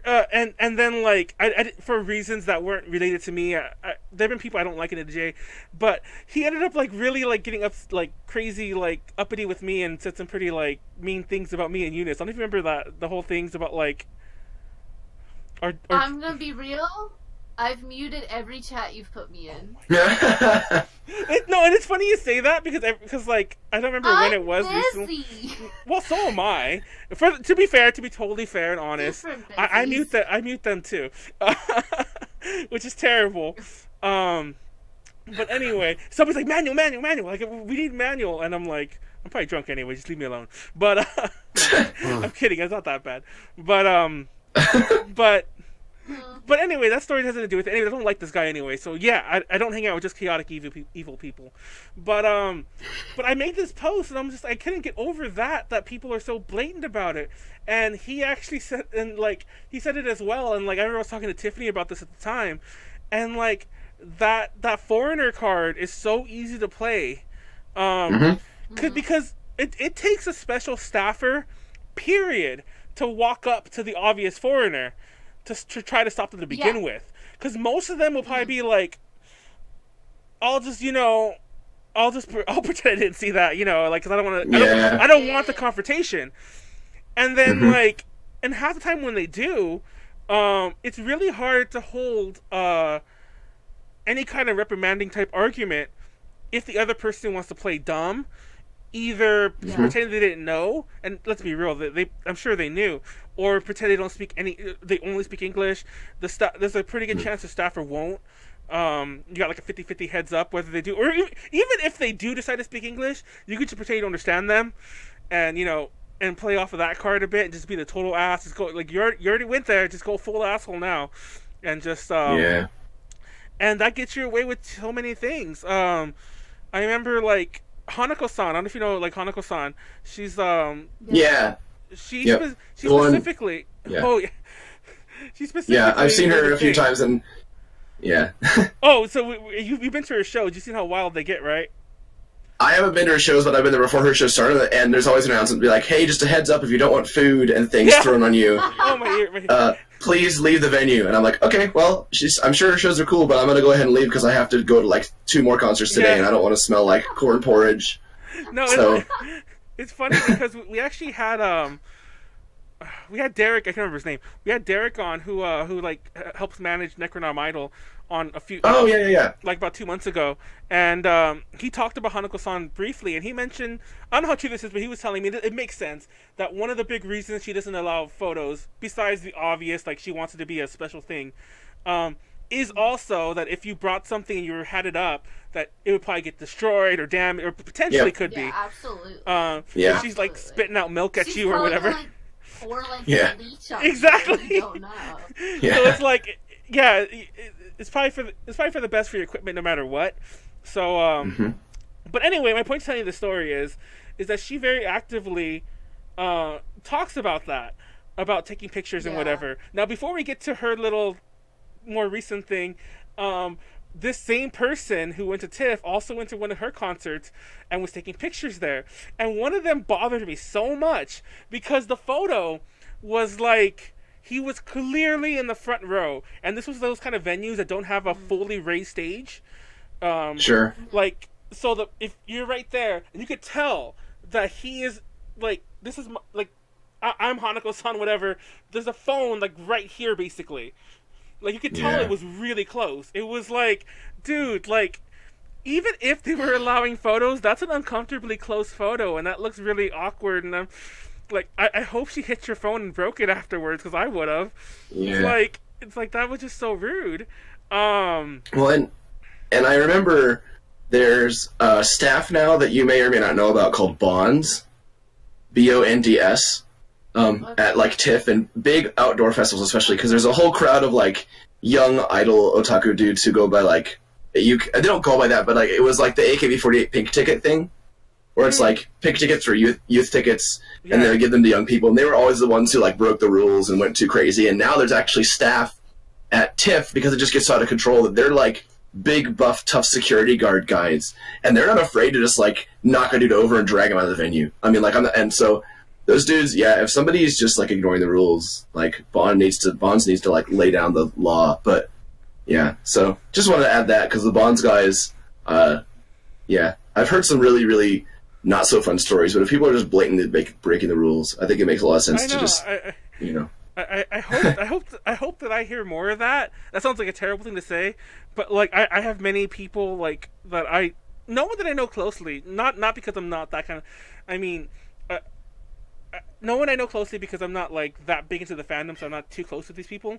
But there's people I hope that happens to, just to teach them a lesson. By the way, I'm gonna say this, and I probably shouldn't. Like, see, smart Manuel, but then again, I don't know how to talk to people. I think Max already knows what I'm gonna say. So as soon as you started telling me that story. As soon as you started talking about the Bonds people, my first thought was like I was gonna be like, Max, I hope at your next show that you get tackled and dragged out the venue. That doesn't even make sense. My next show? Like when I'm performing? No, like you as a fan. They just decide to tackle you and drag you out the venue. There's no reason for them to tackle me. I hope they just do. I just want to see you get tackled and dragged out the venue, and just. Oh, bet. I mean, I would ask someone to tackle and drag you out the venue. But like, listen. If Picadine like offered that in like her services, okay, if Picadine did that, it's another story. But if a random like big security guard did it, like, do you know what like my life goal is? Like, my life goal is to die by age 30, being murdered in an alleyway by the Yakuza. So, like, honestly, this is like that is a mad goal. I'm not gonna lie. I want it to be like a innocent bystander type thing. I don't want to get involved. Have you ever? Okay, this is a very random aside. Have you ever seen I don't remember the Japanese name, but the Sailor Fuku machine gun. That there's a TV show though. I think the movie has the same ending. Oh. Yeah, I know what you're talking about it. I've seen the movie. Kanjo. Yeah, I think the movie has the same ending where the guy goes clean. The mob guy goes clean, right? At the end, is that this in the show? Man, it's been so long since I've seen it. I don't even remember. Okay, well, I'm gonna like ruin the ending. Just like. If you're on YouTube, skip Spoiler ahead. alert. Yeah. Spoiler alert. In the movie and in the show, she becomes the leader of a Yakuza. I'm gonna go through real fast. This girl becomes the leader of a Yakuza gang. that I forget how she inherits it, but she becomes the leader of the gang, and they get involved in things above them with like a bigger Yakuza gang, and some people involving drugs, and they all end up, the members of the gang end up getting killed, like, you know, one by one, and at the end, they stop it all by like shooting up the drug lord's place or whatever like that. Shit goes down. Now, I think they both end the same, but the show ends. Also, what the fuck are we talking about Yakuza without me? Oh! Talking about the games? Because the games are pretty cool. I do like those games, but continue. The games do slap. But at the end of the show, the person that was like the co-leader of the gang, I don't know what you would call him, he goes straight. He becomes like a salesman, like a door-to-door salesman kind of thing. And he sees a fight going on in an alley, and he decides to get involved. And I guess the person who was doing the thugging was a Yakuza, and he ends up getting killed. And like when Max told that story, I'm like, I just thought of that, like the innocent bystander. And it's a really sad ending because it's like you went straight and you still got involved. It's a terrible story for Japanese society, by the way, because like that's also how it works. He was trying to help this poor guy getting bullied in an alley, and he got killed for it. But at the end of the whole moral of the story was, if you want to be a good person, don't get involved. That really was the moral of that, by the way, is don't get involved, or you get stabbed, and like the way Max will in an alley by Yakuza, you know. So Clock's just a ticking.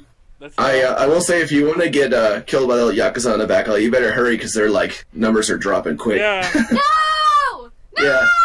There's a guy named Jake Adelstein who did interviews with the Yakuza back in like the 90s or something like that, and he's really still like really on top of that stuff. And he's talking about how like there's a lot more bark. There's not even like more bark to their bite now. There's almost not even any bark anymore, because it's just like it's not profitable to be a Yakuza anymore, apparently. So I've been reading. So sorry to ruin your dreams. If you hurry, you might be able to. Though. Yeah, just hurry. I'm buying my flight right now. Just go to Shinjuku and like, you know, go punch one of the Nigerians on the street. Sweet, yeah, that's a good way to do it. Go punch one of the Great plan. Yeah, there you go. Did y'all see the article about Real Yakuza reviewing Yakuza 4? Yes, I have seen that. About Real Yakuza. Oh yeah, I don't know if it was Yakuza 4, but I read an article somewhere about. I think it was Jake Adelstein, the guy I was just talking about, who actually organized that interview, like where they had them play Yakuza and talk about it. Yeah, it's great. We should do it's funny because I bought all these. I'm really off topic, but I bought all these idol games to play on streams, and I was always telling like Heidi or Tiffany or one of them that they should come on and it should be like idols reviewing idol games. And we can see how bad they are, but that's an idea for a thing. But yeah, also, if any Yakuza are watching this on YouTube, just kill Max in an alley. I'll give you my address. Yeah, just somewhere nearby. This podcast is getting dark, and I love it. I'm just listening. But sometimes people have strange dreams. But wow. But what was I saying before all this nonsense? I forgot where we got on the mad ass. We were talking about. I brought up bonds, and then we were talking about some person who was recording video and stuff. Okay, I just wanted Max to get beat up. Is that too much to ask? So okay, that was the point of that story. Cool. Okay. Because there was this one time in elementary school, way off topic. I was on the bus and I was like maybe like kindergarten, and I asked this like 5th grader. He was sitting next to me because we both liked anime. Go figure. I don't like when it starts going. And I literally told him. I just told him, punch me. Yes, I remember this story. Like, what? Wait, did I tell it You told this story on the... But go ahead, tell it again. Well, Zach hasn't heard it. It's one of my most proudest achievements. It's one of my most, like, it's top tier. Like, I have not changed since I'm human. And he kept, like, egging on this, like, grown 5th grader man to, like, punch me in the center of the face. And then he finally did. And I cried, but I was like, I don't know, I just felt really empowered. Because he ended up punching me in the face, and I took it like a champ. Nice. And then, like, the bus driver, like, called my house, and she was like, hi, I understand that you called us earlier saying that your daughter was punched in the face by someone. However, evidently, she asked him to. My mom, like, hangs up, and She was like, "Did you ask this man to punch you in the face?" And I'm like, maybe. No, I love. But like, I feel like it's always just like a thing. Like, I just want to be like decked. You know what I mean?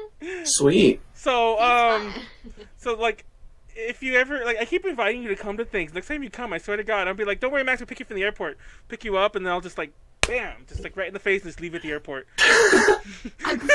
Go for it. I might get arrested if I do at Like, the airport, though.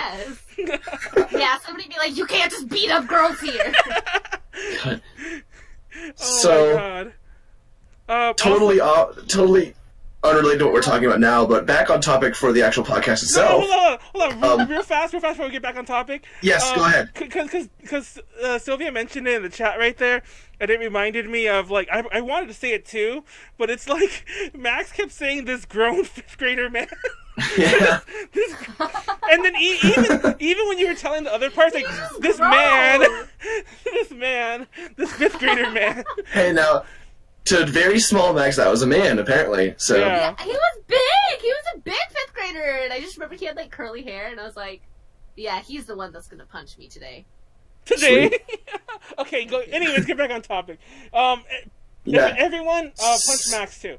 Go ahead. Woo. So what I was something that I thought I was thinking when you mentioned whatever show you're at from recently, where the person needed to make it clear that pictures shouldn't be taken, but there was nobody he didn't know who to go to make that happen. I feel like when I first started going to Idol stuff, because the first thing I went to was a Morning Musume, was an Anime Expo in 2009. And then I went and saw them. Nice. And then I saw them in Paris in 2010, and I saw Barry's Kobo in New Jersey in 2012. And then after that, I saw Kikobo U in Atlanta, Georgia, also in 2012. And then I saw Wake Up Girls in 2014 in Chicago. So that's all the international events I've been to. But every single one, it was because now it's like a normal thing for Japanese groups and Korean groups to appear in like the US at a thing, and they're like, "Oh yay, Morisume," or and then that's the end of it. But at the time, it was such an unusual thing, and I always thought that it was an issue of convention staff, the people organizing the events, don't understand the extent to which the fans of these kind of groups will go to make what they're there to experience happen. And like, I just really remember that at Barry's Kobo in 2012, when we got there at like 5:30 in the morning. It was me and like 4 other dudes who were all friends of mine. One of them was a guy from French, a guy from France, a guy from Mexico, and like a guy from China. Like, it was like everybody's from different countries. They'd all flown from all over the world. We got there like 5:30 in the morning. We're the first people in line, and the staff of the event show up after we're there, and they're like, "Why are you guys here?" We're like, "Because we're lined up for Barry's Kobo." They're like, "There's not a line for Barry's Kobo." We're like, "Yes, there is. It's right here."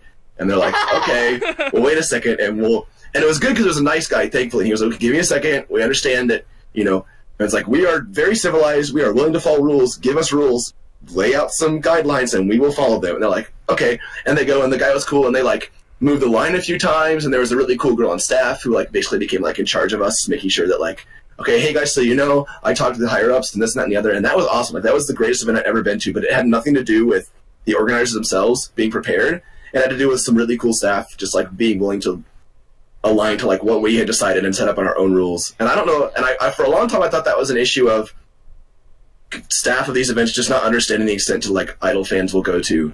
But I'm realizing as I'm hearing more stories of what you guys have been talking about on this, that like I think it's just like a convention / like international like anime idol event organizer issue that just like people aren't prepared. Honestly, they don't understand. Like, it's okay, so we're a big convention, okay? I own a big convention, okay? Yeah. I want to invite all the guests. Who's popular right now in the industry? I'll take them. Yeah. But that's all they know. They know that they're getting a good popular industry guest. They don't know the lore behind every single guest, what kind of events that guest already holds, Yeah. They know what we do in the States. Kind of.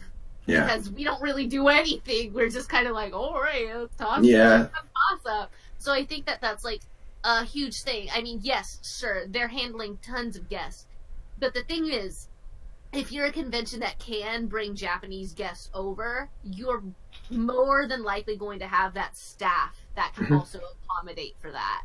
And They just don't know how to do it. I so wish that more like guests that we were bringing over from Japan, I so wish, and I know that they don't do this because just from my experience with conventions, they don't pay for more staff of the actual group than they need to, or the actual, you know, guests that they need to. So sometimes it's going to be, you know, whenever we bring cosplayers over from Japan, it's going to be literally just them.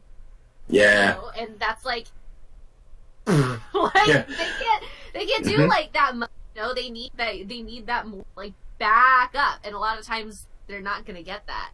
Yeah. Amount, and they're just going to have to play by whatever the convention says. And Yep. the convention doesn't know shit. Yeah, it's so funny because it's like you say, it's like they need to go by what the convention says, but the convention says nothing. They're just like, okay, here's your hotel room. Because I worked staff for convention, and the people who organized the event, it was a really small event.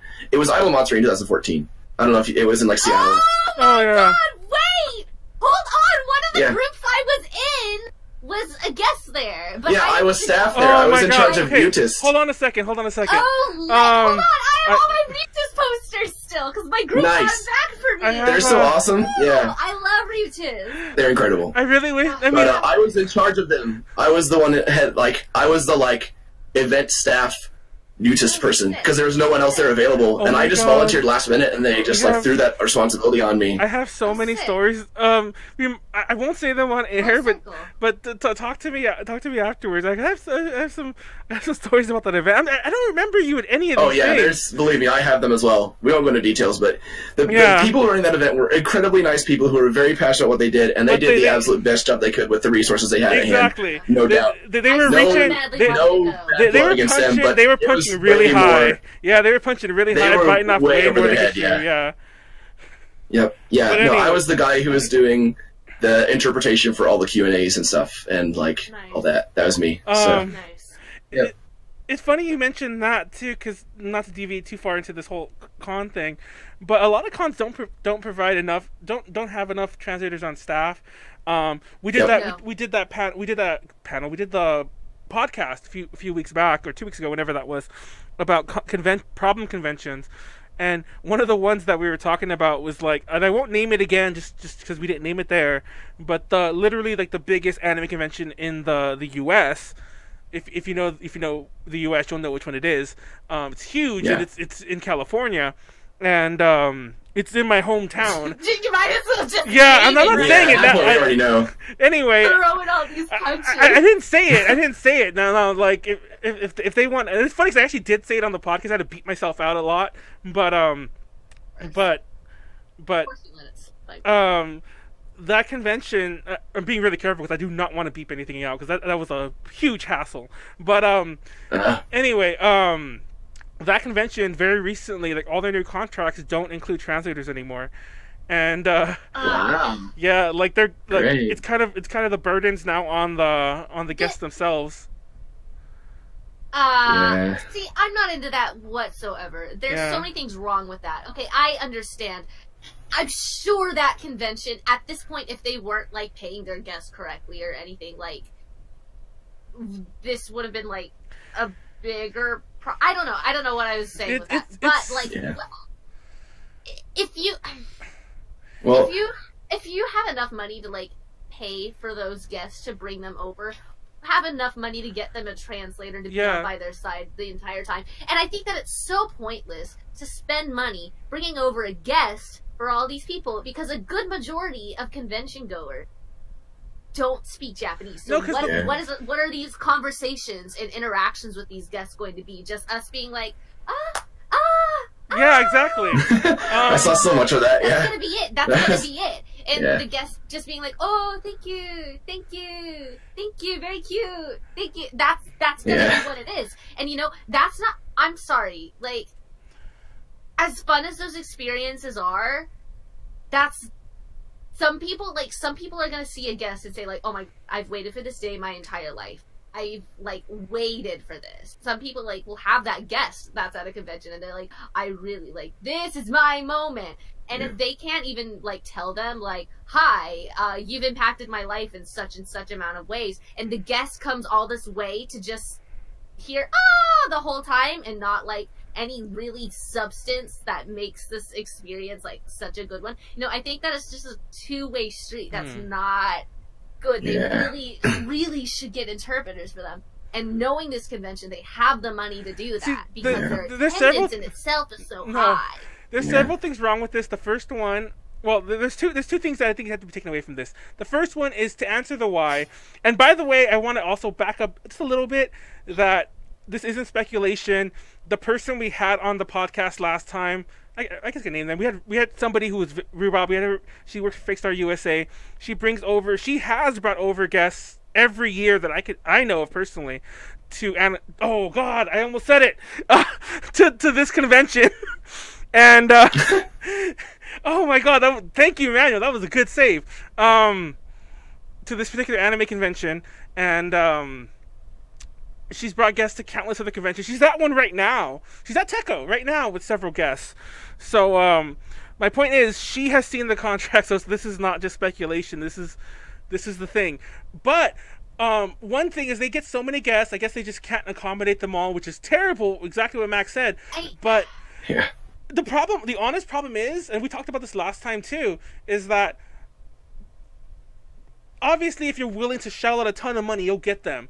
But they're trying to not do that, and it's really hard to get like competent people, like, you know, for not for free, because usually they comp them a badge, they comp them a hotel room, they comp them transportation, they comp them food, but they're still not paying them. They're just giving them intangible things, so to speak.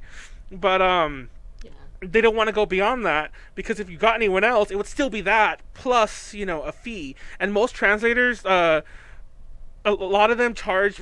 They're pretty, you know, like, it's a hard job to do, but they're pretty expensive. If it's worth it. Yeah, I think it's worth what they charge, but it is a lot of, because good interpreters are incredibly expensive. Yeah. But the other thing but that doesn't mean they shouldn't pay that. Yeah. But at the same time, it's also an issue of it.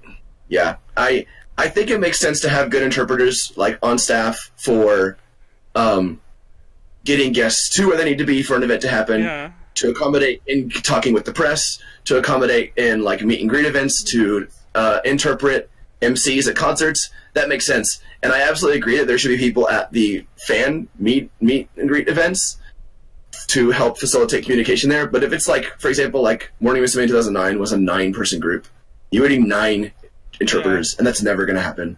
So you're absolutely right that it needs to happen, but I just don't see how that could ever practically come to be. But also with like groups, you know, I think that I've seen it where it's just like one interpreter for like the entire group. And I think like that's fine too. Or even honestly, if conventions just wanted to like go out and get like a nice team of like 15 on staff. We got 15 of them, especially like a big convention. Like we got this, okay? Depending on whose events are where, you're gonna have an interpreter in that room waiting for you. Like I feel like that could be so easily done, because honestly, especially with conventions over here, it's really gonna it's rarely 50% Japanese guests, 50% American guests. It's normally gonna be like 75% USA guests, like 25% like overseas guests. So really, I'm like, you just really need to have a couple to like, go to these events with them, you know. I'm sure if they're just wandering around by themselves, that's on them, you know. But for like their scheduled events where you're anticipating a crowd full of mayonnaise skinned people in this room, like that's you right there, by the way. I'm calling you that. You need to have some. I know, I am mayonnaise. That's what I am. You are literally You're Mayo Collia.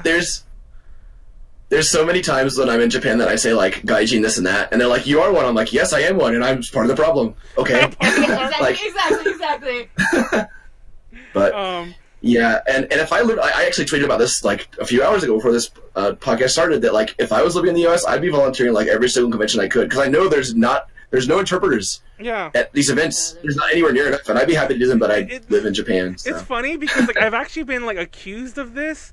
Like I don't know how one gets accused of this, because like there are certain people, and I'll be honest, like Tiffany, one of our she's actually not our main translator anymore. She's really busy these days. She translates for like a video game company, but but she does stuff for us a lot, and she does a lot of like quality check stuff still. Like she does a lot of that. But my point to bring this up is that a lot of people like have been like, oh, have Tiffany help us with this, have Tiffany help us with this, or have like your other 8 billion translators. We do have a lot of translators, in A to J.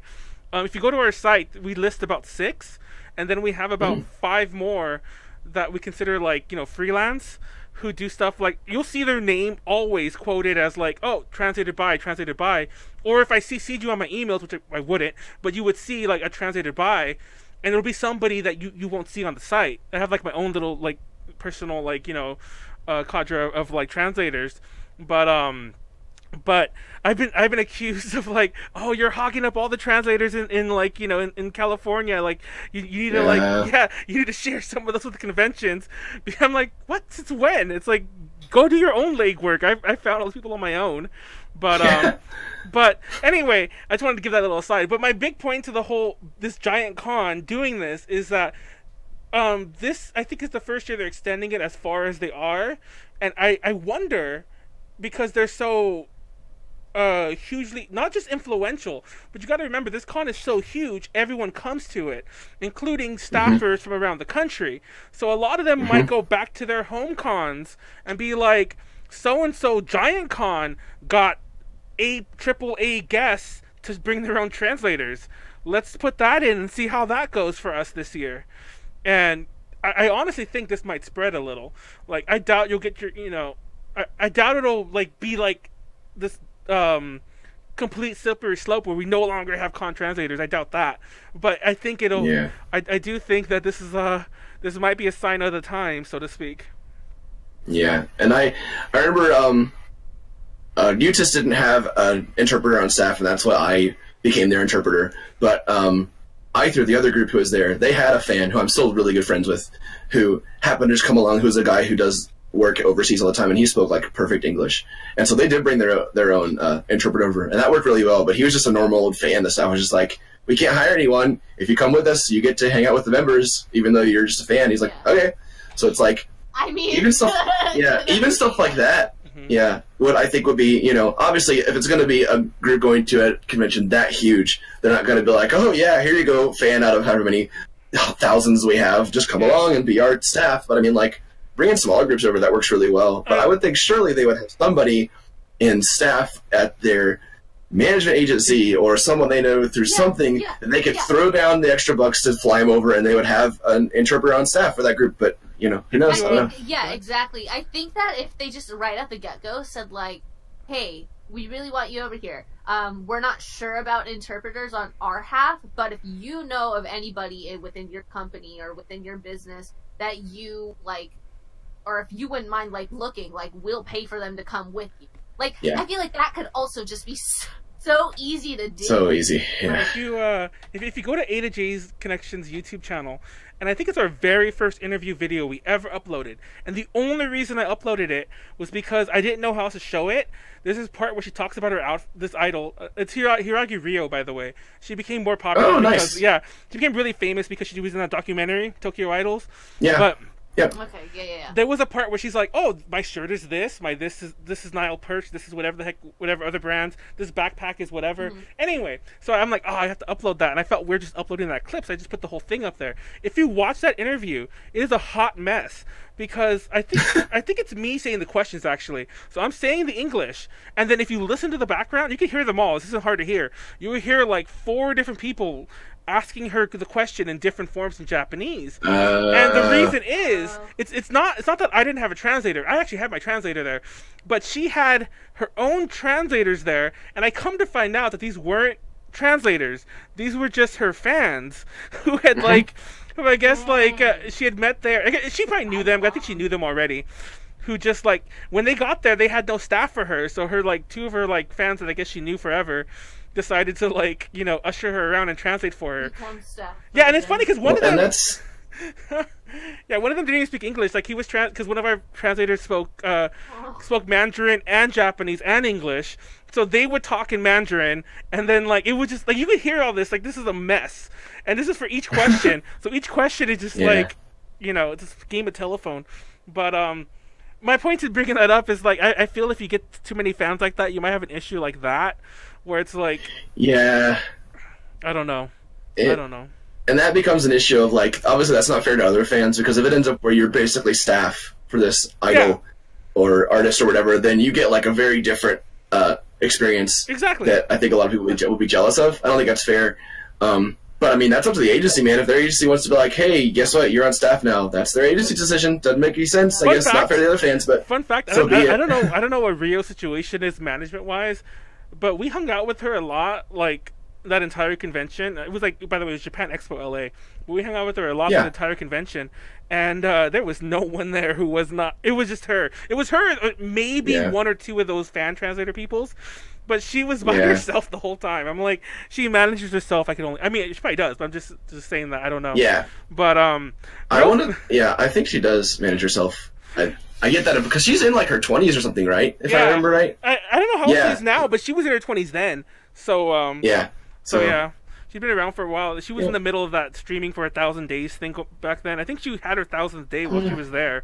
But real funny, real fast. I want to. I just looked at the chat. I actually forgot we're doing a chat. I looked at the chat and like the melancholiaah thing, and how Max said this was her Mao. And in my head, all I could think of was like, you ever seen that meme where it's all like Mao Zedong and it's like Ruffle Mao, and it's like I'm just thinking of like rolling on the floor laughing my ass. I just you're Mao Zedong, Max. I'm just letting you know. You're Word. Also, adding on to this a little bit about like translate. Go ahead. Here. I did notice. That is the cutest pom-pom pretty with little bee hat. Oh my god. Wait. Oh my god. It's got a little bee butt. Here's the best part. His butt is like still on there. Oh my still god. gave him his little butthole. Hell yeah. They knew people like you would take his little bee shorts off. Absolutely. There's also I have a mini version of this. He's like this big maybe. You take off his shorts, still there. Nice. I'm like I'm sorry to interrupt your thought, but that bee the bee one was just too cute. And I love bees. Go on. Pretty cute. He's fantastic. Recent one of the latest conventions that I went to that actually did have like a industry guest that I wanted to see. They brought over Deadlift Lolita, and while I do know Lady Beard himself can very obviously speak English, he literally I don't know if it was Deadlift side or the convention side, but they literally had all of Deadlift staff, like main staff, with them.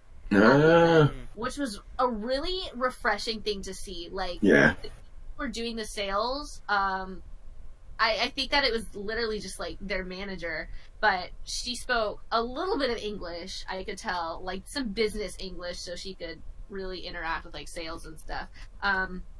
But she was doing that, and then the person that they had on pictures was also part of their staff. She spoke a little bit of English, and I just thought it was very interesting. It was an interesting setup, and it was kind of refreshing to see come out of that, because I guess it's more of like seeing idol group unit, but also having their own like staff with them, so hands-on, so interactive with the audience and like with the crowd during the meet and greet. I thought it was very impressive. That's cool. Yeah, wasn't there the whole time translating for literally everyone, which I want to say might happen at some places if this isn't the constant like setup. But no, it was just very interesting. It was a very interesting thing to see in general. I've never seen like I don't know, like all the other industry guests, like whenever I had seen I don't know if you guys know of Urban Guard. They're like an avant-garde kind of group. I big fan of them. And whenever they came down, like there was no one to help with like translations or anything. Do you want to know why? Like, why? They're managed by one of the people that we spoke ill of on our lot. Not managed by, like, but in the U.S. they're managed by one of the people that we spoke ill of very at length on that last podcast. TLDR, they work with the bad U.S. promoter, and a lot of that. And also I should probably back up and say that too. A lot of this has to do with, unfortunately, has to do as well with these third-party people that you never really see, who are like, that's true. Who are usually like who are literally like negotiating, because that's exactly what it is, negotiating a contract, and that is part of it. Beyond translator, this also means like, and this is also the kind of stuff like when Morning Musume comes and all that picture stuff happens and the bad stuff happens. A lot of that comes down to like they're not going to bring over one of their people there again. And I said this actually on a very old podcast because I went to Japan, and I'll say this now because it never happened, but we were supposed to be, like, we as an A to J, we're supposed to become much more involved with upfront on the overseas side. And parts of it happened, but obviously overall it didn't. And then eventually that guy was no longer with the company. But so he was getting me all the DL on the down low and a bunch of stuff. And I won't give you all the really sordid details, but there's a certain convention in Texas that, like, and they're the ones that did that concert where they never announced the pictures thing, and they just screwed up the entire concert. And as far as I know, I think they did get paid for the record, but there were certain issues with, like, I don't think that they did. No, apparently they got paid. It wasn't that they never got paid, unless they recently did. No, because they themselves were. Because apparently, like, well, there were things that were still owed because there were certain licensing fees. Okay, let me put it like this. Yeah, because I think that they paid for their flight and their stay. Let me put it like this. When they went to Anime Expo, certain things went down. Oh, okay, God, I said okay, I can say. Okay, anyways, I'm gonna go on. I'm gonna go on. I know exactly. If you're talking about a certain year where you were also there and I was there. Yeah, I've heard about that whole mess. So like, I found out after the fact, and this isn't that big of a secret, that that Anime Expo tried to renegotiate the contract after the fact and not pay them as much, and they even tried to hold some of their footage hostage because they shot a lot of it themselves in house. So like, and through the magic of the internet, a lot of this story got out. I've confirmed it from like the horse's mouth, but this is all true. Like, they tried to renegotiate when it was already done. So I do know that they went into the Texas deal already knowing that this might happen again. So they protected themselves a little better. But my point to bringing this whole thing up is that I always felt it was so dirty that the next year that Texas Con happened, they were allowing all these hints to go forward that they were bringing another Hello Project group, even though they weren't. And Hello Project can't come out and be like, we're not supporting that con, because that just looks weird. Because most of their even though people focus on them here, most of their focus is in Japan. So if they made that statement, a lot of people are like, huh? So it'd look weird. So they can't come out and say, we're not bringing anyone, but back home in Texas, they're all like, let us know who you want to see. They're like, oh, we're in talks. Or they were basically hinting at it. It's like yeah, everyone's like, bring juice. Yeah, I'm like, bitch, please, nah, come on. Yeah. It's like, but anyway, I forgot, that was a huge long tangent. And I got distracted. I lost train of thought because I said, I named that event, which is fine because I named it earlier anyway. But we all knew. No, I'm just, everybody knows. Yeah, and they're not gonna watch this. And I don't think I said anything bad about that. So anyway, now that we've spent 45 minutes talking about not concert etiquette. Oh yeah, let's actually wrap. We should probably start wrapping up soon anyway. But let's talk about concert etiquette. Yeah. Let's get back to it. Yes. Don't take pictures. Don't be a jerk. Don't be a bad foreigner. Most things extend to the U.S. Now, I'll say this right off the bat. I'm that kind of person that I don't really understand. See, I'm also like, I'm not that old, but I'm also old enough to remember and this sounds stupid, but it's true. I'm old enough to remember being young still, but also not young, but being old enough to enjoy a concert. I meant to say being old enough to enjoy a concert, but also not having a cell phone. Like, those kind of cell phones didn't exist. You know what I mean? So I would go to a show, and there wasn't even that option, and there would be no cameras at all these venues. No cameras, and there was no other plan B. So, and then I also remember, and Anime Expo was a good example. Anime Expo 2009, to say a really good thing about them, is I remember people getting ejected from the concert who were taking photos. Oh, yeah. So I will say that. I saw that then. Yeah. I'm gonna interject here because I remember that's one of the only, because I was like, I've been to a lot of different concerts and there's always something about a concert that something goes wrong. But I remember the 2009 Morning Musume Anime Expo went so smooth, like no issues lining up, got in the venue, everybody at the front, and then people who didn't pay to see the show, then they shuffled them in, and everybody watched the concert, and it was real hype and fun, and everything was done, and it was like amazing. So like, good job, 2009. That's it. Sorry, just wanted to that was actually put some positive. We've been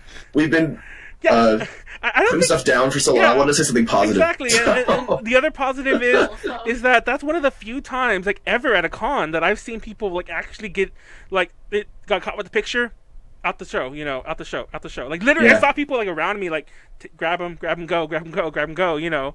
Yep. And, I saw that a lot, actually, at that entire con, because I remember that Mwadi Small was also there. Of all groups, that's such a random, those are the two music guests, like Mwadi Small, like, Mana. It was like Mana, and then, talking about Malice Miser and Gackt, it was like Mana and Mwadi Small, and then it was, Morning Musume. And, and both of their shows had the similar no pictures thing, and they would get ejected, like, left and right. I hated Mana's Q&A. It's really fast interjection. I'm sorry if you're a huge Mana fan. Really fast is a word that I've learned that really fast does not mean really fast, exactly. By the way. No. Yeah. So, you want to know how Mana does his Q&As? Someone asked him a question in English, because he doesn't let you ask it in Japanese if he's in the US. They ask it in English. Oh. His translator tells it to him that he does this. I'm not exaggerating. Oh, and then the translator would. And then the translator speaks. And because everyone wants to maybe get the little snippet of his voice, it is dead silent in that room. And I remember like, and I've been to several that are like that. And I got up, and I actually. Yeah, that's not the only guest I've heard of doing something like that. So I got up and left. I was actually there with my then girlfriend, and it's funny because like. It was right before the Morning Musume concert, but that concert had assigned seating, like there were seat numbers on. There was seat rows. Oh wow! So nice. So I was able to just wander. We actually kicked someone out of our seats, but we were able to wander in, like right up until it started. So, but I was waiting in that panel, and I was like, I'd rather wait in line. Like, so we got up and left. And like it was like the walk of shame because even Mana was like staring at us. Everyone was staring at us, and they were like the affront of these people who just like we're done. Like I don't want to sit here and hear whispering. Like it felt like an ASMR section because that's mostly what you would hear. Like I don't think ASMR videos really like existed back then, but that's because it was so dead silent. All you would hear, and it was for long stretches, because usually what would happen is like the translator, like this wasn't quick. The translator would be like.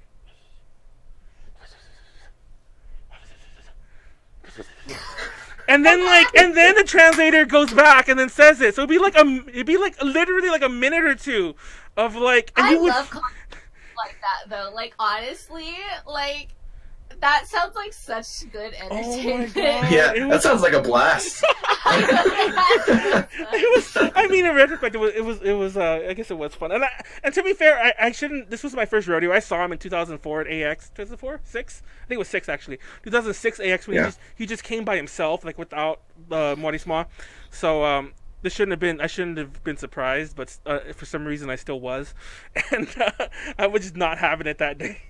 But anyways, going back to actual concert etiquette. Ooh, that was deviation. Yes. Like you said, that real fast never is real fast. That was quicker than the last one. I know, one. exactly. That was way quicker, and we didn't jump to another one. But no, pictures. Oh yes, I remember like not being able to take pictures at all. So I never really grew up with that mentality of doing it. Yeah. But that said, even when I do, which I do sometimes, but usually, once again, it's within the context of being press. But there were many concerts that I go to for fun. Like I go to concerts a lot. Like you, if you talk to me like personally on a daily, I'm like, oh, I'm going to a show at the Whiskey tonight. I'm going to a show at the Viper Room. Going to a show, and I might even post a picture of me at the club, or I'll check in, or I'll post a picture of a funny sign or something I saw in the bathroom, and then like I'll never post a picture of the. And these places they allow whatever the heck you want, because I'm like, dude, if I'm here, I'm gonna just have fun here. I'm not gonna like and it's also a little different for me because like. I actually hate taking pictures for A to J Connections. I'm kind of one of our resident photographers. I love taking model type photography, but I hate taking live photography because it's so much more difficult. And I agree with you entirely. Yeah, I know exactly how you feel. Sorry, I had to jump in and like agree hard with that. Yeah. I hate taking pictures of concerts. I go to photo sessions all the time. Like, an idol will rent a studio, and you'll have 8 fans with cameras, and you'll cycle through people, and everybody can take pictures from the side, and you talk to them and take pictures when it's your turn for like an hour, and you leave. Like, that's great. I love that. But concerts are so hard to get any good pictures. Sorry, I just had to. No, you literally just have to be like constantly. Like, exactly. Yeah. There's a couple. I know there's like 5 out of 500. Yeah, it really is. So I hate doing it, and so by that same token, usually when I'm not forced to, the last thing I want to do is be like, let me get the good picture, that one picture.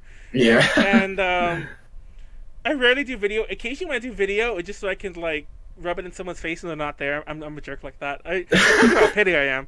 But we understand. No joke. If you have me on Facebook, I haven't done it recently because I've been weird about posting. I haven't posted much like my personal life. I've been posting a lot of shit posting. But one of my favorite things to post on Facebook, and Max knows this, one of my favorite things to check in somewhere, take a picture of me somewhere, and I am here, you are not. That's my go-to. That's my go-to post. You're like, here's a burger at this really fancy I am here, you are not. Yeah. Right? And I'm like, yeah, dude, damn. Oh god, you remember? Oh, but I was also drunk when we were doing karaoke. Remember when we were at karaoke and I kept rubbing in your face? You weren't there. That was a jerk move of mine. Yeah, I honestly like didn't care. I didn't watch any of those videos. You just kept sending to me at like 3 a.m. and I was like, oh, it was pretty late, I guess. You should have watched them. They were great. It was Tiffany doing like a bunch of Idol songs. Go on. What happened? We all stopped. I know, the audio just stopped randomly. Oh, okay. I've learned that sending videos to people, 99% of the time, they're never going to watch it. Oh my god, my it's me too. I just don't watch it whenever Manuel sends them to me. No. Nice. I have this really bad habit of, like, when I get into something, I'm like, dude, check out this sweet thing I found. Here's a video. And they're like, all right, I'll watch it later. And they never get back to me. And I like watching stuff like that. Nice. There's memes about that. Like, fun fact, I don't think I've ever done this to Max. I usually just share her, like, I'm rubbing it in her face. See, if I'd be different if I shared her these kind of things. But there are countless times when I'm like, oh my god, listen to this song, it's so awesome. Listen to this cover, it's so whatever. Listen to this. Or watch this video of this person doing a flip. I don't know. Doesn't matter. I'm trying to show you that it's not just music. And I'll send this to somebody, and they'll do that to me, and I'm like, but you're supposed to watch it now. And they never. And then like, and to be totally honest and fair, just full disclosure, I've done it too. But like, and then I'll ask them about it later, and they're like, yeah, and I'm like, oh, so you like this part? Like, I didn't watch it. And I'm like, why did you lie? Yeah. Like, you looked me in the face and lied to me. No, the thing is with you though, you said like 8. So, like, I remember I watched, like, the first karaoke video, and I was like, ha, cool, karaoke time. And then you sent me, like, no, to be fair, more. Yeah, to be totally fair, I rarely do that. I understand, you're at karaoke. No, I rarely do that much, but to be, that was the karaoke session. I was there with one of my friends, Warren. He's like, and we took, like, all these shots before we went, and then I took the bottle with me. That explains all of this now. There it is. We were chugging from the bottle. The answer is here. Yeah. You know now. Yeah, I was actively drinking during that. But go on. I pretty much send videos to people and say, hey, I'm really excited about this. If you watch it, that would be cool. But if you don't, that's fine, because I know you won't. They're like, yeah, sorry, man. I'm like, okay, and that's it. That's some good honesty right there. I should lead in with that angle. But my angle will always be, you can either watch it or you can not, and I'll always hate you for it. Just tell me. Yeah. No, even if I never say it, I'll always remember this affront. I'm cool with people not watching it as long as they tell me, hey, man, I'm going to watch it. I'm like, okay, and I move on. But when it's like, hey, watch this, like, okay, and then they never get back to me. I'm just like in this weird limbo land, in this outer space, waiting for someone to watch this video I sent them and never getting my response. But I have this friend that I've been trying to show this. I don't talk to people, so I can't. Like, I don't know if you know the post I'm talking about, Max. Like, I didn't show it Probably to you. Probably not, because Manuel, we're already on this topic. I don't look at things. Okay. So I didn't send it to you. I didn't send it to you anyway. But there's this song I posted. There's this Chinese Vocaloid that made this big news a few years back, and they did a song. The Vocaloid did a song, and it's about Sun Quan, the emperor, the Three Kingdoms emperor from Wu. So, anyways, it's a cool song anyway. But there's this group that covered it, like a super group. They're kind of like the Gackt band of China, but they're not really a band. They're just all people put together. Anyways, I was trying to show that to my friend, like, and because she loves traditional Chinese stuff like that. I've been trying to show it to her for like 2 or 3 weeks. And I even posted a post about it. Like, I was sharing it just to her, but then eventually I made a post about it. I wasn't trying to get her attention. I just wanted to show other people because she wasn't fucking listening. So I made a post about it. And then, I'm not joking, a week later, she sent me the video back. And she's like, have you seen this? This is awesome. And I'm like, oh my God. And I flipped. I was like, you gotta be kidding me. You gotta be kidding me. I flipped. I was so mad. I was like, I've been trying to show you that for like a month. And and one of the times she did say she watched it, I caught her in the lie. I'm like, oh yeah, it has that the people player you really like, that guy from that one band. And she's like, oh, he's in it. And I'm like, you didn't watch it, did you? And I'm like, but anyways, sweet. Back on topic. Yes. Oh God, I don't even know how we do this sometimes. What? Okay, melancholiaah. Let's jump back to etiquette. Why did you just single me out? Because I feel like half of this like ramble off is just like you being like, oh, and then there's this one thing. Because I just want to be mean to you for some reason. Alright. You represent. I'm not gonna lie. I just wanted to be mean to one of you, because I'm still mad about that person not watching my video, and I feel weird being mean to Zach because I just met him right now. So it is the first time we talked to each other. Yeah, thanks for not dumping that right on me at the very beginning. That's not even fair, because within the first like 2 minutes of me being on my very first podcast that I was on, he was making fun of me. I never talked to him ever, and he was immediately right out the get-go. The very first podcast she showed up, she had this like old webcam that was like from like 2004, and like it literally ran in it was at least 2010. No, it ran in like maybe like 10 frames a second. So everything was nice. Like, it was like, and her mouth would open once and then close, and it'd be like, but she's talking. The sound was normal, but it was like, it was very on brand for me. It was so bad. On brand. On brand. Anyway, sweet. Let's back on topic. Anyway, wrap this up anyway. So let's go back to etiquette. Yeah, what's left to say about concert etiquette? What do we got? Is there anything left? So I think we covered most of it. I feel like there was a point I wanted to make about. I don't understand why you do it, but obviously it's a bigger issue in general. Like, I don't know if you pay attention to it much, but I've seen countless artists talk about this. Like, not just Japanese ones. Like, I remember like not Danzig from the one of the Misfits guys. I can't remember who runs the Misfits when Danzig's not there. The only someone only, I forget his name though. His last name is Only. But anyways, he was quoted as like, how he doesn't want to allow like pictures there at all, and he wants to like And I remember like Gene Simmons has talked about it, and tons of people have talked about it.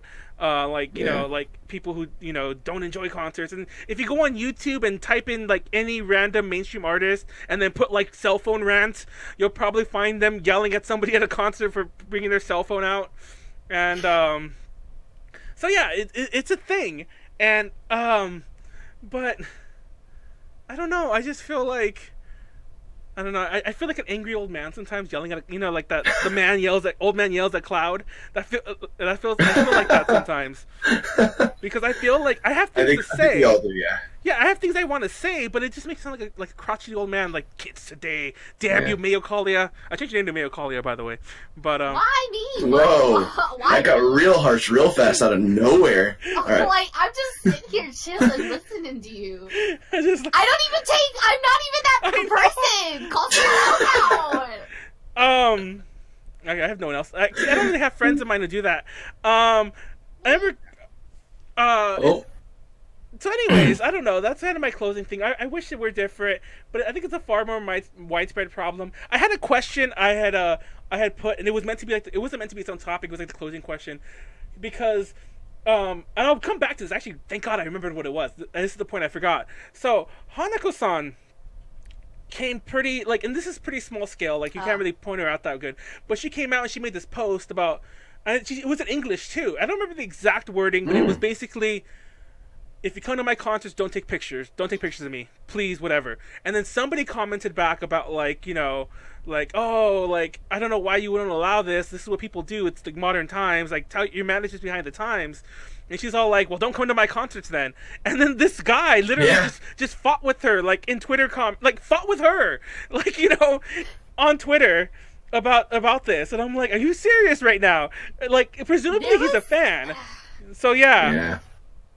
Hanako's very vocal about that kind of thing, though, because I also remember pretty recently in the, like, alt-idol, like, community, there was also someone who had pirated, like, all of her stuff, and her stuff, like, it's, like, not online. Yeah.